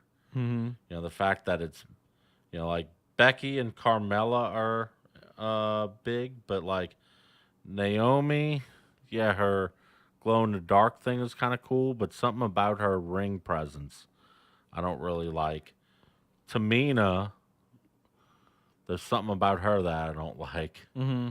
And Natalya, I like her, but she's another one who seems a little stale to me at this point. Yeah, she's definitely stale. Like, I think if there was one wrestler, you're like, hey, if you wanted to learn from one of them, you'd pick Natalya. Because in the ring, she's the best technician. Character-wise, not so much. Right. So yeah, Team Raw for the Divas or the women's. Um, International or Intercontinental Champion, The Miz, with the Miz Taraj Mm-hmm. of Curtis Axel and Bo Dallas versus Baron Corbin. Okay, so this is the one match on this entire card I just don't like. Heel versus heel. Yeah, that's kind of going to be interesting. But The Miz and his promos lately is getting cheered because people are just starting to like respect The Miz. You know? There's a lot of people who are starting to realize this is what the Miz has been all about these 4 fucking years. Right. He's been the best heel, I feel, at least in the last year, in the entire company. Yeah. And I feel like he needs a better opponent. He should have a better, bigger role in Survivor Series. And I hate to say it, Baron Corbin is not that guy. And as much as ever since Baron Corbin came in, I was like, yeah, he's a big guy, but his character is crap. Yeah. There's nothing that wants me to get behind him or to hate him. He just seems like a dullard. Right. And I was trying to think, well, if you didn't have Baron Corbin in this match, well, who could you put? And I was like, you know what? Maybe they should have pushed Nakamura for the U.S. title first instead of having him go against Jinder for the world title. Have Nakamura versus The Miz in this match. Yeah. Or the Miz versus Jinder and his posse. While it would still be a heel versus heel, you've got 2 heel stables, shall we call it? That's actually a great You've idea. got the Miz with his posse. Yeah. And then you've got Jinder and the Singh brothers.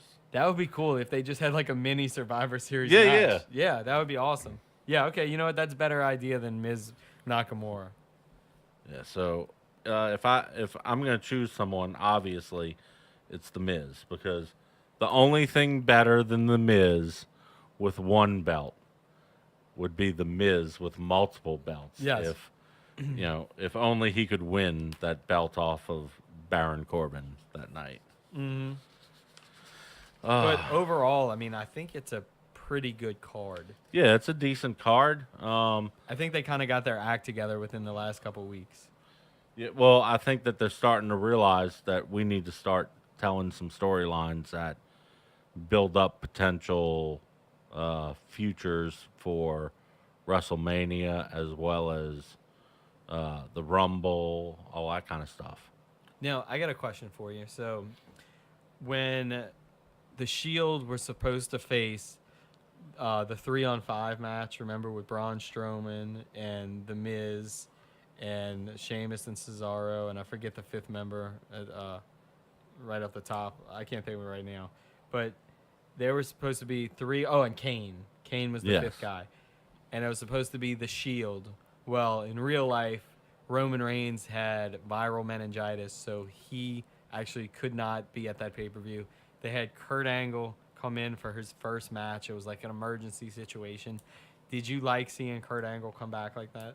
No, I would have preferred to see Kurt Angle come back either in a Team Raw, like this Survivor Series match, or straight up as a singles match, to where, obviously they're building up some sort of feud between Angle and Triple H, as we saw in the last week when Triple H showed up and he said, "No bullshit. Your shitty, illegitimate son isn't going to be in this fucking match. Right. It's going to be me. Well, I'm the 5th member of the Team Raw." Well, with that whole thing, I think I was hoping that they were just gonna actually not have Angle wrestle until WrestleMania. I thought it would have been cool. First match with Triple H. Yes. Boom. When he came back, I guess I get it. I've heard that they say that, and Sam Roberts says this, if for some reason you have to, the card always says subject to change. Mm-hmm. Well, if you do change that card, it better be bigger and better than what it was gonna be. So that's Right. maybe why they thought Kurt Angle. But having him come out in like the Shield gear, I was like, come on, man, this Yeah. dude, he's USA, you know. He won a gold medal with a broken freaking neck. Well, broken freaking neck. So he should be in USA stuff, not Shield stuff. That's a little off topic, but I mean it's good to see him back. But yeah, I feel like they could have waited with Yeah. Kurt. So some other wrestling news things that I had listed here. Okay. The Miz, actually on your wedding weekend, Yes. was in a local parade, the Crew of Boo, which is a Mardi Gras themed parade. The Miz, wonderful Grand Marshal, awesome Grand Marshal. Yeah. If it wasn't the day of the wedding, I think I would have so been would've there. been there. Yeah, Yeah, but yeah, I yeah. couldn't. You know. Yeah, it's not like you could I be like, couldn't get "Hold out of on, that, honey, man." I'll be back in 5 hours. Right. Exactly. Wait right here at this." Well, now was the Miz? Was he actually throwing beads to the crowd, or was he just being a villain and kind of? No, he was throwing. He looked like he was having a great fucking time. Oh, good. Like Good. he was in, like for Mardi Gras. I mean, for Halloween this year, one of the things that I kind of saw trending locally and online was like suits. You know, like a dress suit that was Halloween themed. If I remember, he was wearing an orange. It was like an orange suit with like little pumpkin cutouts or something like that. Uh-huh. You know, or it might have been vice versa, where it was black with little pumpkins. But it was, you know, just as you can imagine, some kind of gaudy Halloween suit like that. Yeah. You know?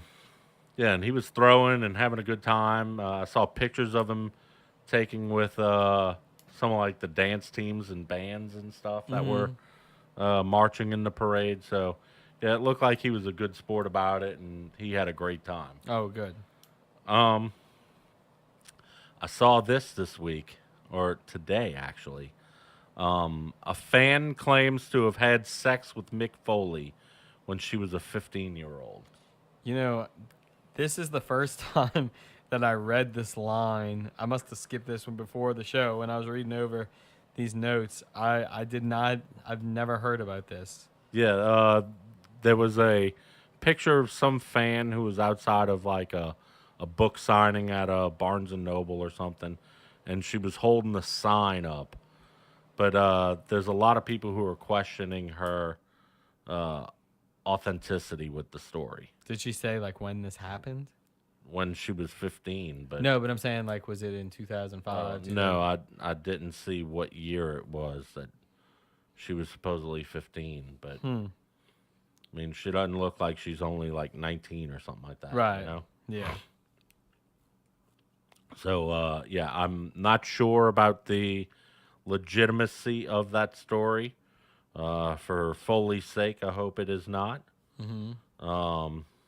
If it is true, I mean, that's a fucking shame. Yeah. Well, we'll just have to wait for the facts to come out. And then Yeah. Go from there. Let's see. So we saw some recent belt changes over the past few weeks. We mentioned that the Partial Shield lost their belt to Sheamus and Cesaro, and Natalya lost her belt to Charlotte on SmackDown this week.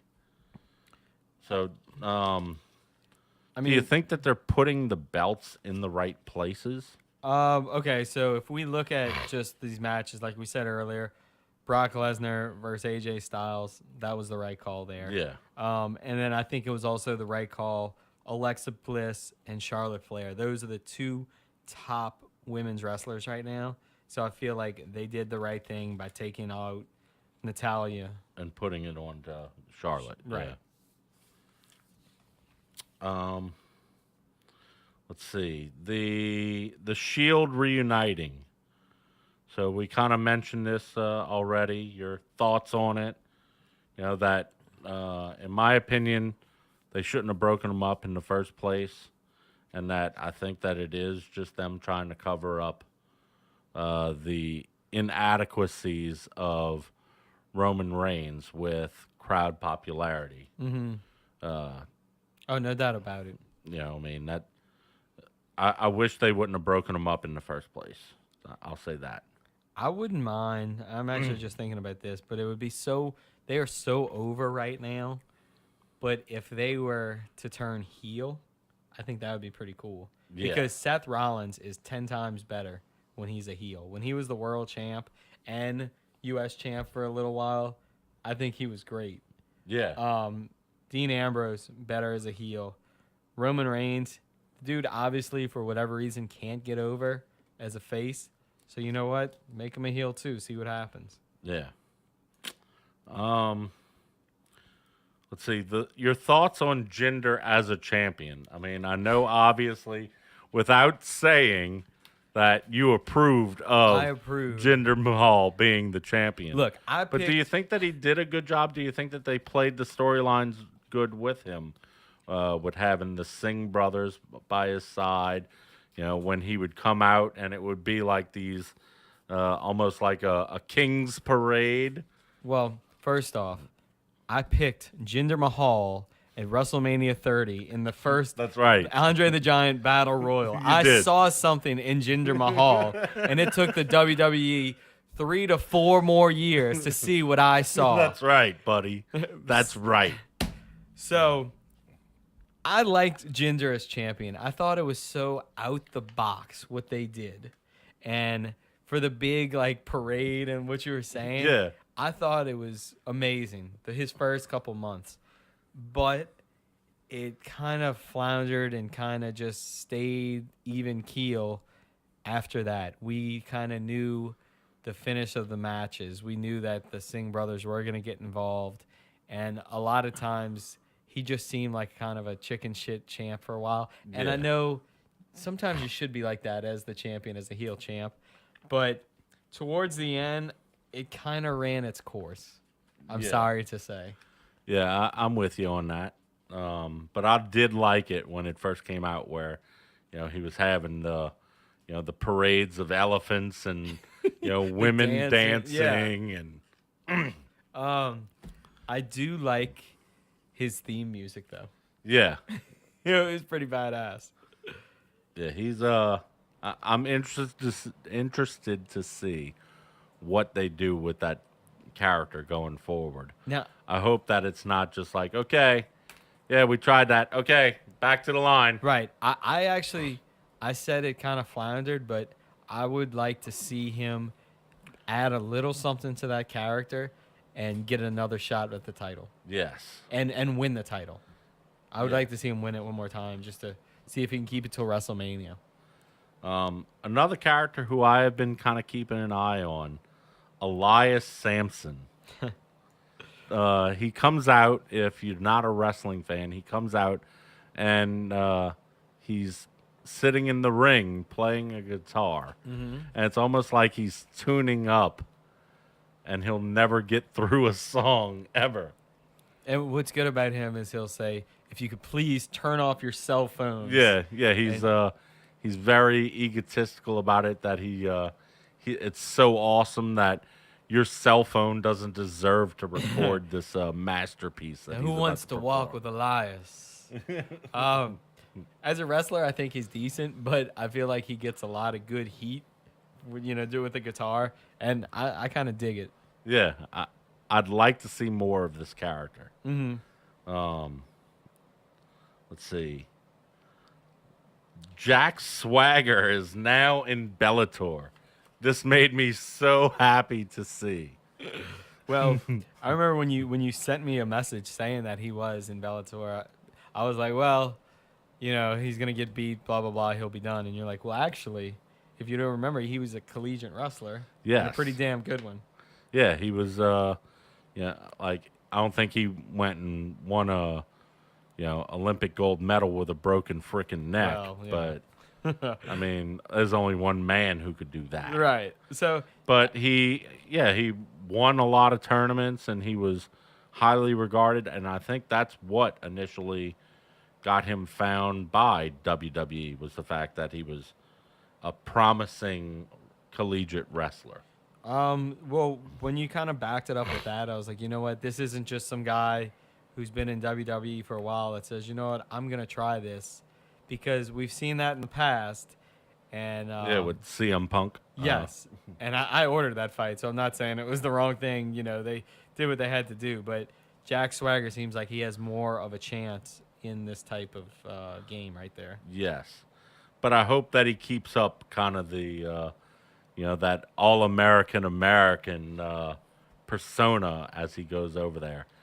Even if he could get Zeb Coulter behind him as his fucking To manager. ride in, Yeah, yeah, dude, I'd have a fucking chub all goddamn match, the Yeah. whole match. We the people. Let's see, Jericho versus Kenny Omega in New Japan. I like this. I like this a lot. Kenny Omega is one of the reasons why I want to go to that Ring of Honor show. He wrestles in Japan. He wrestles for Ring of Honor. And now in NJPW, he's going to wrestle the best in the world. Chris Jericho's contract is currently up with WWE, so he is a free agent. Yeah, And this is one of those dream matches. And earlier in Jericho's career, he did wrestle from time to time in Japan. yes, So I think this is a win-win all around. yeah. I really like this. I'm interested to see who wins it. I'd be interested to watch the match. I haven't heard details of when it's supposed to happen. I think it's supposed to happen in January. Yeah, I know it's sometime next year, but I haven't heard the exact date or anything like that. WWE Network. They have put out a couple. Well, I say WWE Network. WWE Network recently put out the Goldberg WWE 24. Did you get to watch this? I did. Did you? I did. Okay, so I didn't like Bill Goldberg in WCW. Like, I didn't really get it. I didn't even like him when he was in WWE, but for some reason, I liked his comeback, and maybe that is why I enjoyed the Goldberg WWE 24. Well, if you remember from the WrestleMania post show, Yes. I was very critical of the Brock Goldberg match because it was nothing but a combination of four moves. Right. Yeah. But watching the Goldberg WWE 24, I have a whole lot more respect for Goldberg than I did after WrestleMania. Wow, that's so because Yeah. there was like hatred. When There was you were definite that hatred. show. Like that was my number one most hated match Right. of WrestleMania, where you gave it like number 3, like as the best match. I know, that's crazy. Well, I liked his whole comeback besides the Kevin Owens match. I thought because he just beat him in like a second. Yeah. Jericho distracted Owens, and then Goldberg speared him, and then did the jackhammer, and it was over. That was the only part that I didn't like about the comeback. But I felt that it was a very honest documentary. It showed what he had to do to really come back. Yeah, it showed the dedication that he had to training, and as he would like they mentioned at one point when he fought Brock at, I think it was SummerSlam. I think it was last year. Survivor Series. Yes, and he got injured or semi-injured his arm, and like he said, yeah, I'll just ice this for a day or two, and then I'll be back to work in 18 hours in the fucking gym. Yeah. And what was interesting? Well, two things. Triple H said there was one part of it where they're like, Goldberg was smiling. He's like, I'm actually happy to be here. I'm having fun. And he's like, you never seen this before? And Triple H is like, no. Like, he came back as a different Goldberg. He wasn't that maybe guarded. Yeah, when he came the first time, Mm-hmm. I think he was a little egotistical because he was like, I'm this unstoppable force from WCW. Yeah, I won 173 matches in Yeah. a row or whatever the ridiculous number was. And you know what I thought was very interesting was the amount of like doubt that Goldberg had in himself. You know, like Yeah. his self-confidence was not there at all. And you saw it kind of grow each Monday that he showed up and when he was getting in better shape. But at the beginning, he was like a nervous wreck. Yeah. Well, they even showed it where he went on. I think it was the Today Show, like right after they announced the match, and whoever asked him, so you're fighting Lesnar at WrestleMania, and he said, "I don't know what the fuck I'm doing with my life." Like Right. So it was a cool story because I mean he overcame his self confidence, his self doubt issue, and then it was kind of like a story of redemption because of Brock and Goldberg's first match at WrestleMania 20 and how they stunk up the joint. Yeah. Both guys were leaving. The crowd turned on both of them. And now this was like, okay, can we really get it done? Same match 12 years later or 13 years Yeah. later. And I think they did. Well, I mean, we still know my thoughts on the match from Right. WrestleMania, but But now you know the after behind the watching scenes. this, I do have a lot more respect for Goldberg. Okay, that's a win yeah, in my book. Yeah, that's a win, and that's definitely a win. Let's see, the Ric Flair 30 for 30. This was a ESPN special about Ric Flair that was on 2 or 3 weeks ago. I didn't get to watch it, but I know that the big thing that came out of it was that there was a claim that he slept with over 10,000 women in his lifetime. Well, I mean, that's a lot of Space Mountain rides there, my That friend. is. That's definitely a lot of Space Mountain rides. Look, if it happened, it happened. He was the world champ. What that documentary kind of showed was he was so into being the world champion that he created this gimmick. He created the Nature Boy gimmick, but he didn't just live that in the ring. He lived it outside. When he Yeah. said, "Hey, after this, I'm going to party with 10 girls in my limousine," he really did that. Right, yeah. He We really, heard the story from Jim Ross last year where, he told a story of going on a double date with Flair, and the minute that they got into the limo, Flair's whipping out his cock, expecting these women to get down to business and party with him. right.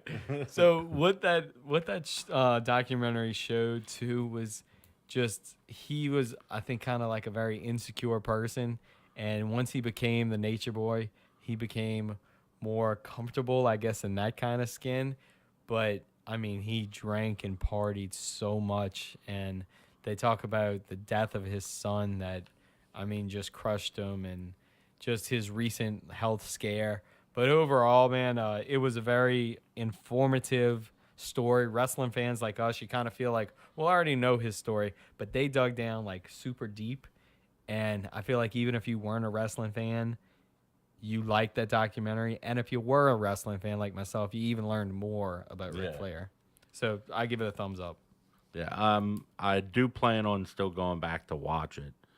It's just I haven't had time to find it on, on some site to rewatch it. And I think you've watched the Goldberg 24 like 3 or 4 times by now. So that's, Yeah. The WWE recent releases over the past like month or two, we've seen a handful of people who left. During the break, we were kind of talking about one of them, Emma, just recently left. I saw reports that her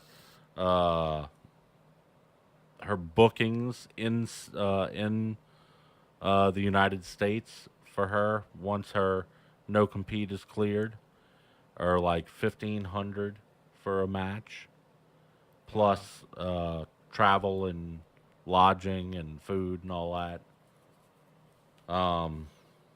James Ellsworth was released this week, which is kind of surprising because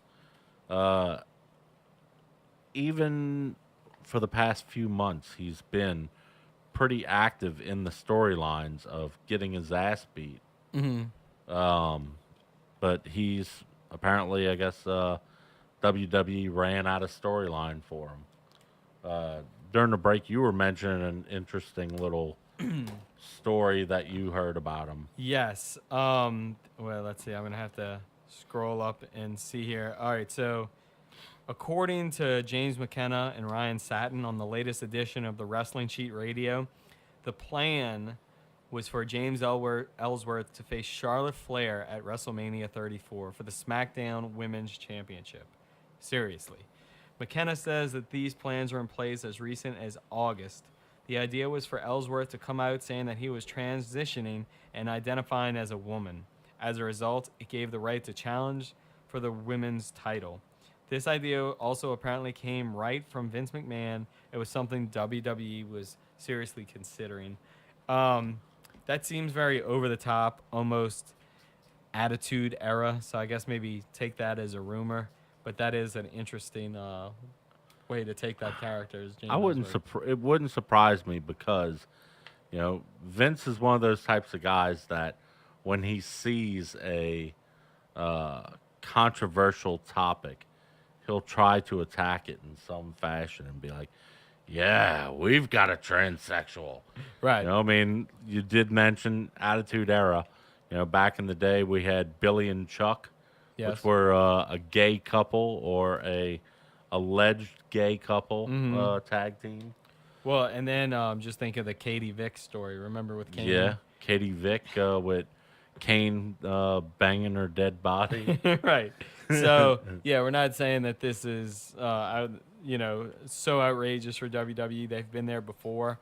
I kind of don't see that happening. But for James Ellsworth in the last year to be as successful as he was is incredible. Think about it. He came in a squash match. Right, a squash match. He was a jobber for Braun Strowman when he first came back, when he first entered, and I think he was the first one that he literally just like turned him into mush in the fucking ring. Like, Strowman came in and all he did was his finisher of forcing him into the ring. But I think too the reason Ellsworth kind of got over was his pre-match interview. They interviewed him in the ring, and he was like kind of shaking, and he's like, "Well, any man with two fists has a fighting chance."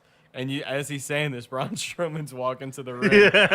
I mean, it was unbelievable TV for that 2 minutes. You're like, this guy, what's wrong with him? Yeah, run, right. And then he had a great feud with AJ Styles. He was wrestling him for the title at one point on SmackDown. He was an entrant in the Royal Rumble.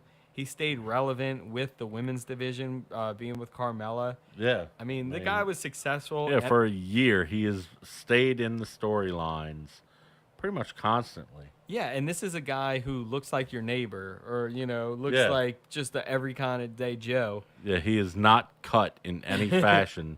That, no offense, but I think that you are more built than James Ellsworth. James Ellsworth. Well, you heard that, WWE, so you know what to do.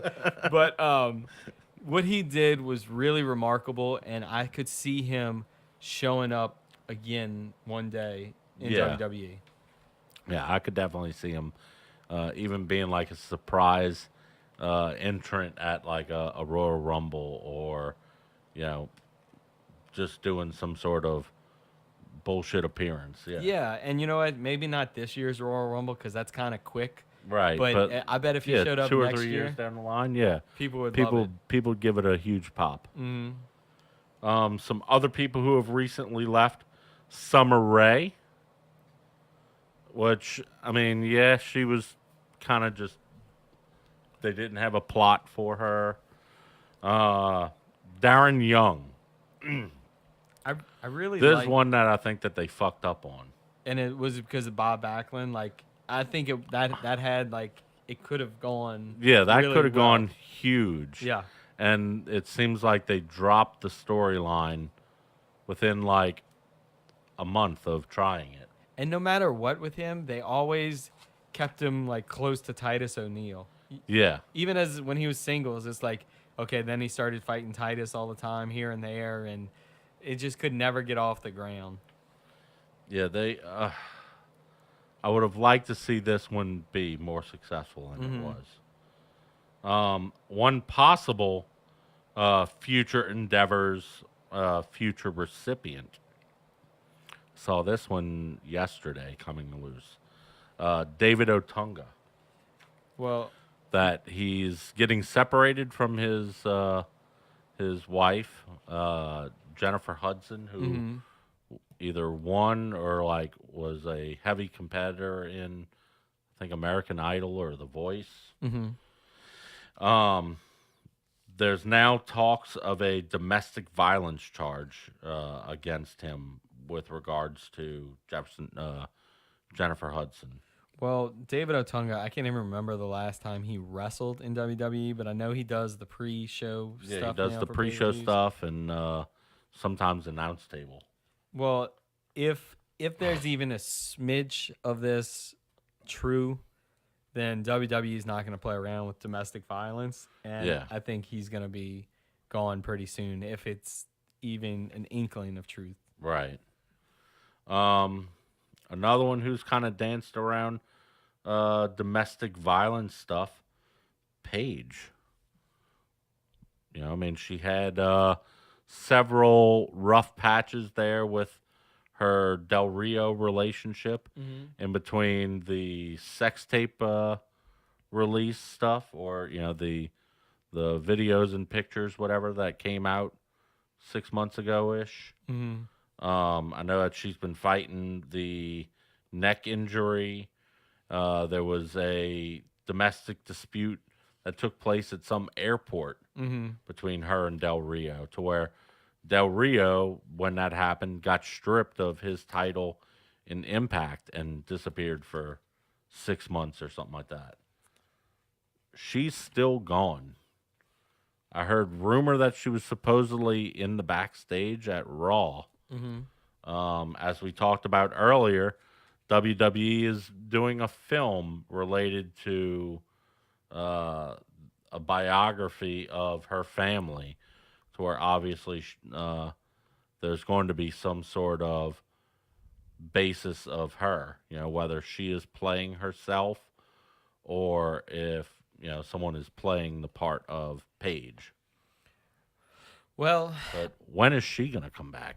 I feel like it's almost been enough time for her to come back. I've seen reports that now she's not with Alberto Del Rio. If that's true, it seems like they kind of had a rocky relationship. If it's true, it may be better for her career wise in WWE to kind of not have him around because he's been on camera within the last year saying terrible things about Triple H. So guess what? That's not going to help Paige. Yeah. Um, so I don't know, man. She's one of the best female wrestlers, and I think it's time for her to come back. Yeah. Do you see or foresee any other potential releases here in the upcoming months or weeks? Um, I mean, there's one big issue that I still do see is that there are several wrestlers that I don't think get enough TV time, although they have talent. Like a Zack Ryder. I'd like to see more of him in the ring. but if you think about it, like how long now have we been saying? Like I'm with you, Yeah, but I mean we've been saying this about Zack Ryder yeah, for for years since he had his old WW or his old YouTube show. yeah. So I don't. I'm wondering how he hangs on to his job as it is, just because he's been one of those wrestlers that the office just can't get behind. I mean, he had that push for maybe like 3 or 4 months, and then he won the Intercontinental title at WrestleMania 32, and then I think he lost it the next night. Right. So he's one of those guys that has been on the bubble yet stays around. I don't know. He could Yeah, definitely I be on mean, one of the even lists. some of the names that we listed that were at the pre WrestleMania, the pre Mhm. ticket sale WrestleMania party. I mean, Mark Henry, he's getting up there in age. I know that he's probably just on like a Legends contract at this time. Yeah. I can't recall seeing him wrestle in the past year, really.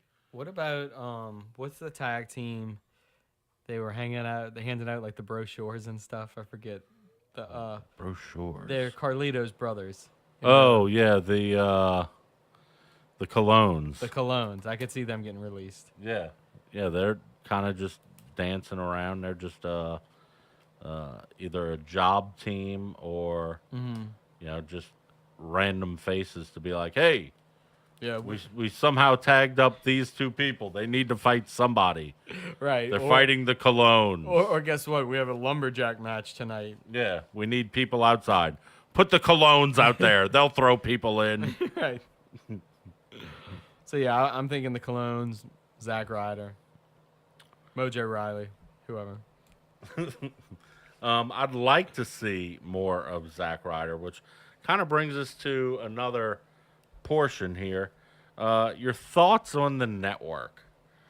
So some of the things that I have complaints with is that it seems like they'll try these original content ideas for one season and then be like, oh, okay, we're done with that. Some of the examples, Legends House, Unfiltered lasted for about 2 years. Table for Three and Ride-alongs.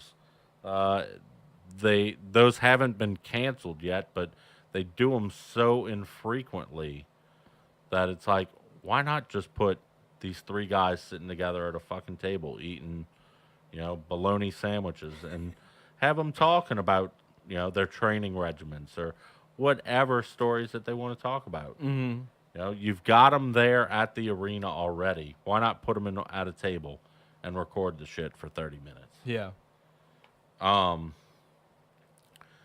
Corey Graves' Culture Shock.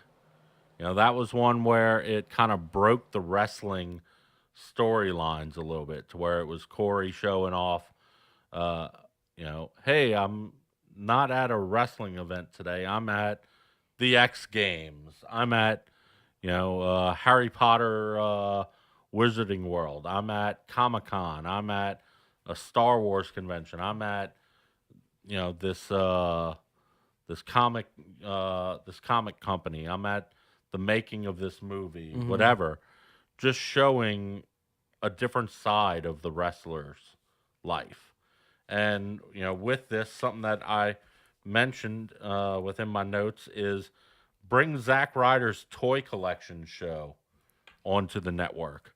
You'll see teaser things with it on like their Facebook feed and like their Twitter feed and their YouTube, to where it's like little 5-minute videos of Zack Ryder, who's a huge wrestling figure collector.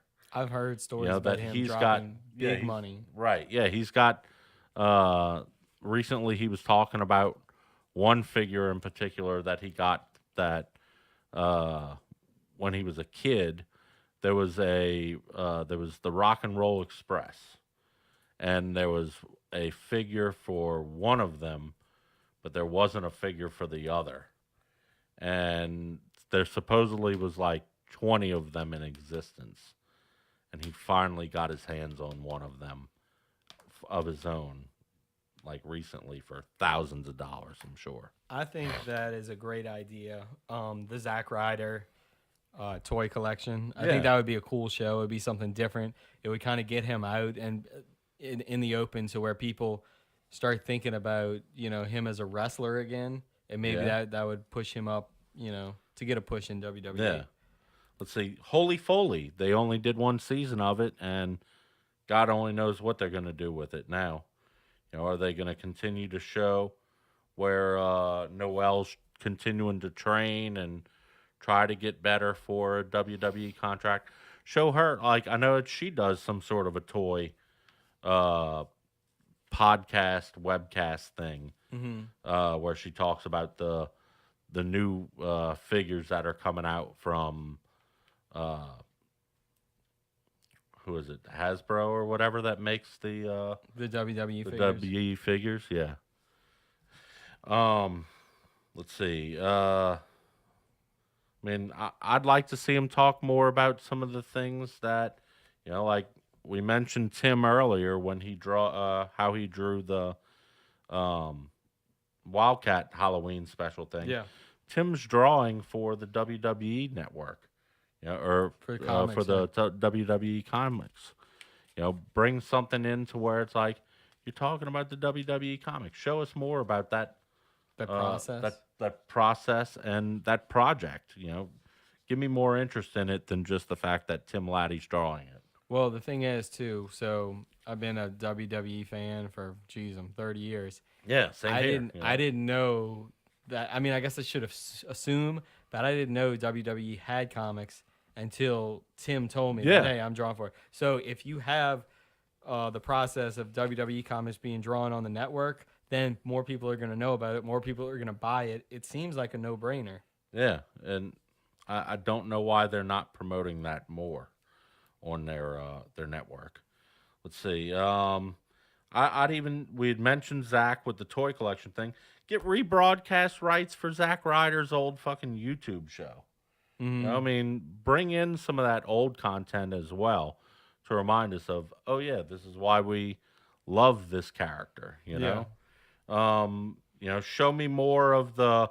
They had a show. I forget what it was called, but it was basically showing behind the scenes of the NXT training center. That would be cool. You see, I really like those shows with the NXT. Remember, like it was what was it called? Breaking Ground. Yes, that's the one. That's what I'm referring to. Is to where it showed some of the hardships that these NXT hopefuls would go through to learn all the different moves. Show some of the training regimens that they go through on a daily basis to give you even more of a respect for the hardships that a person goes through to become a professional wrestler. I'm with you. Talking about NXT, I was looking at my phone. So today earlier, I looked on the network and I was like, let me just see kind of what's new. They have a first look on NXT from Secret to Sensation is what the show is called. And it's just 15 minutes, it's just a little peek for it. But they were counting down the best NXT superstars. And it just counted down from 25 to 22. But it was a pretty good show. And I feel like they need to do, like you're saying, more shows. Give us our money's worth. But Rusev was number 25. Big E was 24. Corey Graves was 23. And Bo Dallas was 22. So yeah. Let's see some of the other shows. The UK competition and the Mae Young competition. While I haven't really watched either of them, it seems like both of them went over very well. Enough to where you're bringing those characters into your Raw and SmackDown storylines now. Why not do more of those competition type shows and bring those people more into your main storyline more than they are now? I agree with you. Out of all these shows that you have down, the two that I was really disappointed about was getting canceled was Unfiltered with Renee Young. I thought she was very entertaining and kind of she showed a different side to the superstars. Yeah, I liked how it was, literally just them sitting at a coffee table, like just hanging out. Yeah, hanging out, drinking mimosas, or like out at a Denny's eating Right, I think, moons over my hammy or something like that. Yeah, and another one that I was extremely disappointed was JBL's Legends. Yes, Because that was like an hour-long show. He would always get, some guy from the early 90s or 2000s that had already retired and kind of just talk about their career. And it was always really in-depth. And he would get pretty personal with these guys. And it was always a great show. Yeah, the one that he did with Ron Simmons was fucking incredible. That one was good. Road Dogg was really good. Yeah.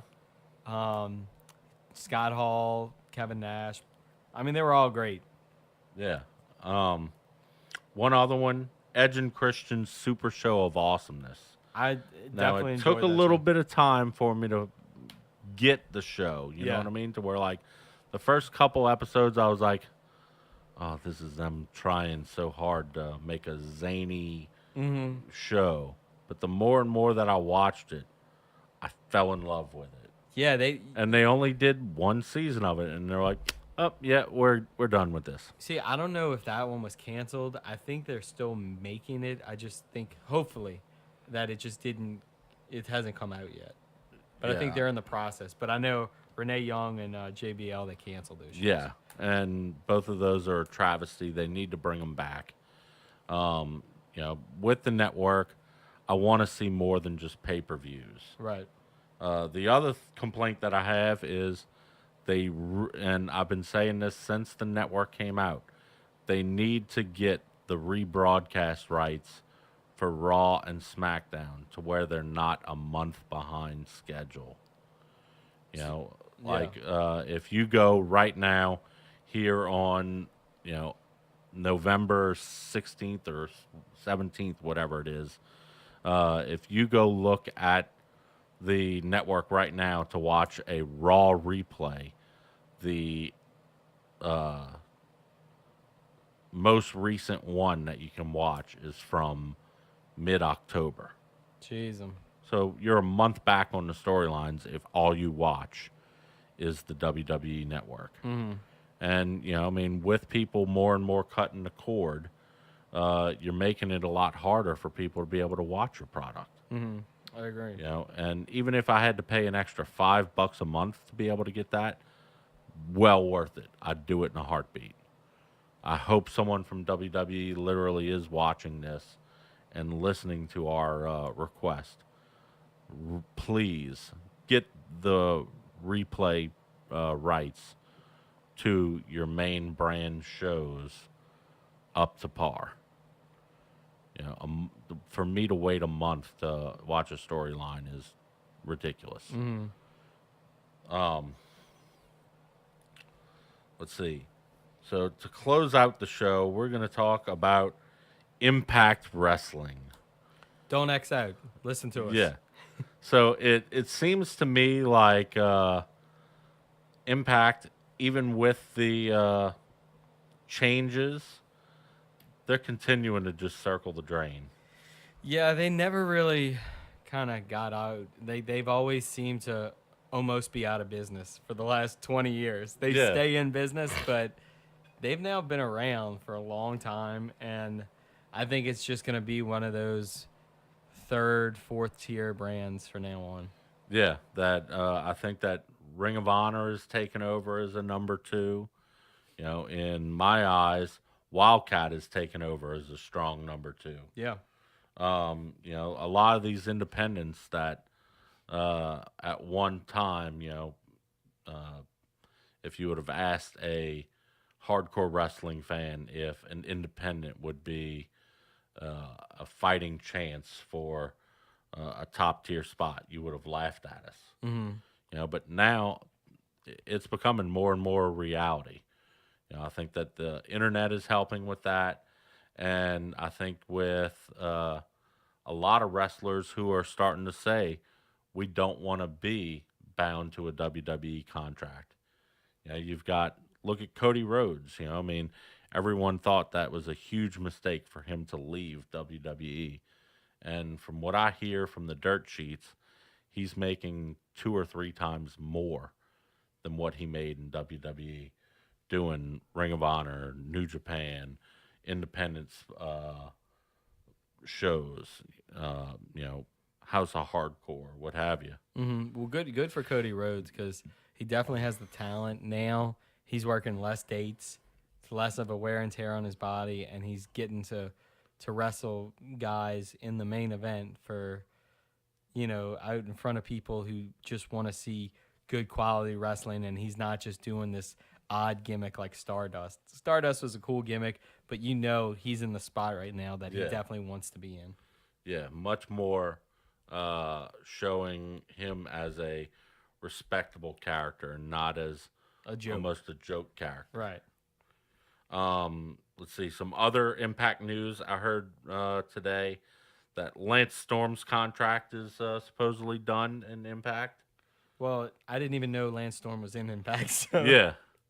So, you're seeing big names that they depended on Yeah. for uh or I say Lance Storm, James Storm. I'm sorry. Oh, okay. Well, Yeah, okay. Well, if you go to James Storm, he was one of the cornerstones of that company, yes, and now he's gone. So yeah, that's gonna be a huge hole, and at this point, who's gonna fill it? yeah. ADR, Alberto Del Rio, or I forget, Alberto Del Patron, I believe is what he Oh goes wow. by now. He's uh he's really their top name over there still. Well, when you think about it, maybe 10 years ago, it was an option for WWE guys. Like Christian went over there for like a year. Yeah, They the had Dudleys, the Dudleys, Booker T. yeah, They all went, and it was a place you could go if you didn't have a contract with WWE, and it was respectable. But now it's just, it's not there anymore. yeah. They've lost a lot of the stride that they had going. Hmm. I've heard recently that they moved their offices from Nashville to Canada, which may impact some of their signing abilities just because there may be people who don't have a work visa to work for a Canadian company. Oh wow, I didn't even think of that. Um, and they're continuing to have issues with the ability.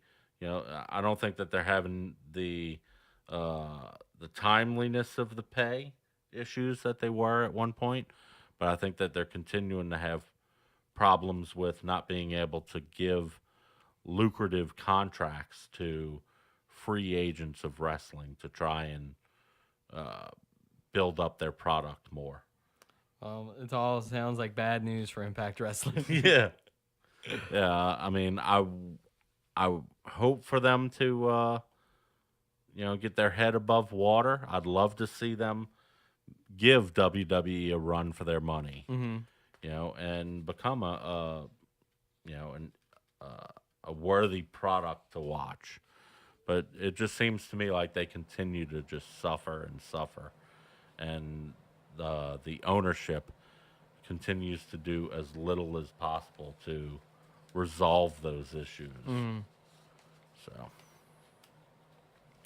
well, I think that's everything that I had here on my list. Is there anything that you had special written on your notes that you wanted to mention? I think we pretty much covered it all. I have to say that Survivor Series tomorrow night.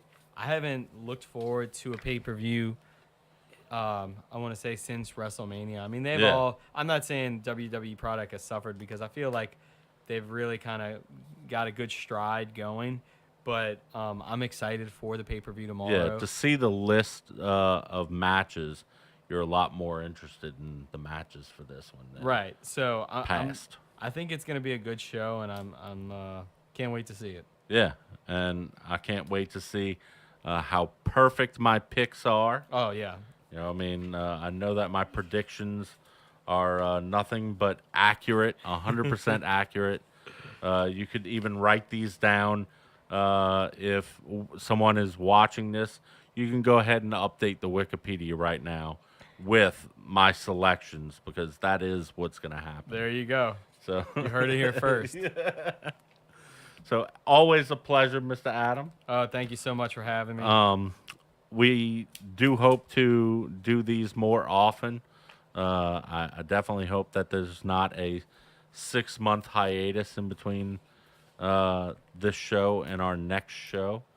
We're gonna try and start bringing back in the different WildKat guys and talk with them, and covering a lot more in the wrestling world than just pay-per-views. Where I'd like to get it to where we can have a good little moment to talk about Ring of Honor or some of these lesser known federations. Right, and I think we'll get a chance to see them um, during WrestleMania weekend. And I'm looking at my phone; it's already November 18th, which means we're getting into, like you said, the WrestleMania season. Royal Rumble is going to be in just a couple months. So I think we're going to be doing more.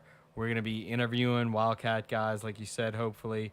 We're going to be doing a lot more. So, yeah, we will be here. Yeah. So, as always, you can follow us on Facebook, facebook.com/NOW podcast. You can watch this on YouTube.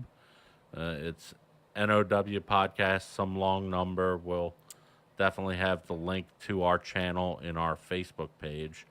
At N.O.W. show or N.O.W. podcast on Twitter. Adam, where can people follow you? They could pretty much just follow me those. I'm not the biggest with social media. Yeah. I don't have one of those Insta Snap counts that you were just talking about. So just follow me here on the Nail Wrestling, or you could find me on Facebook, but then you'd have to find my alias as well. So you got some work to do. That's right. And also be sure to subscribe to us on iTunes or your favorite podcast app. So till the next show, we hope you enjoyed it. Ring the bell.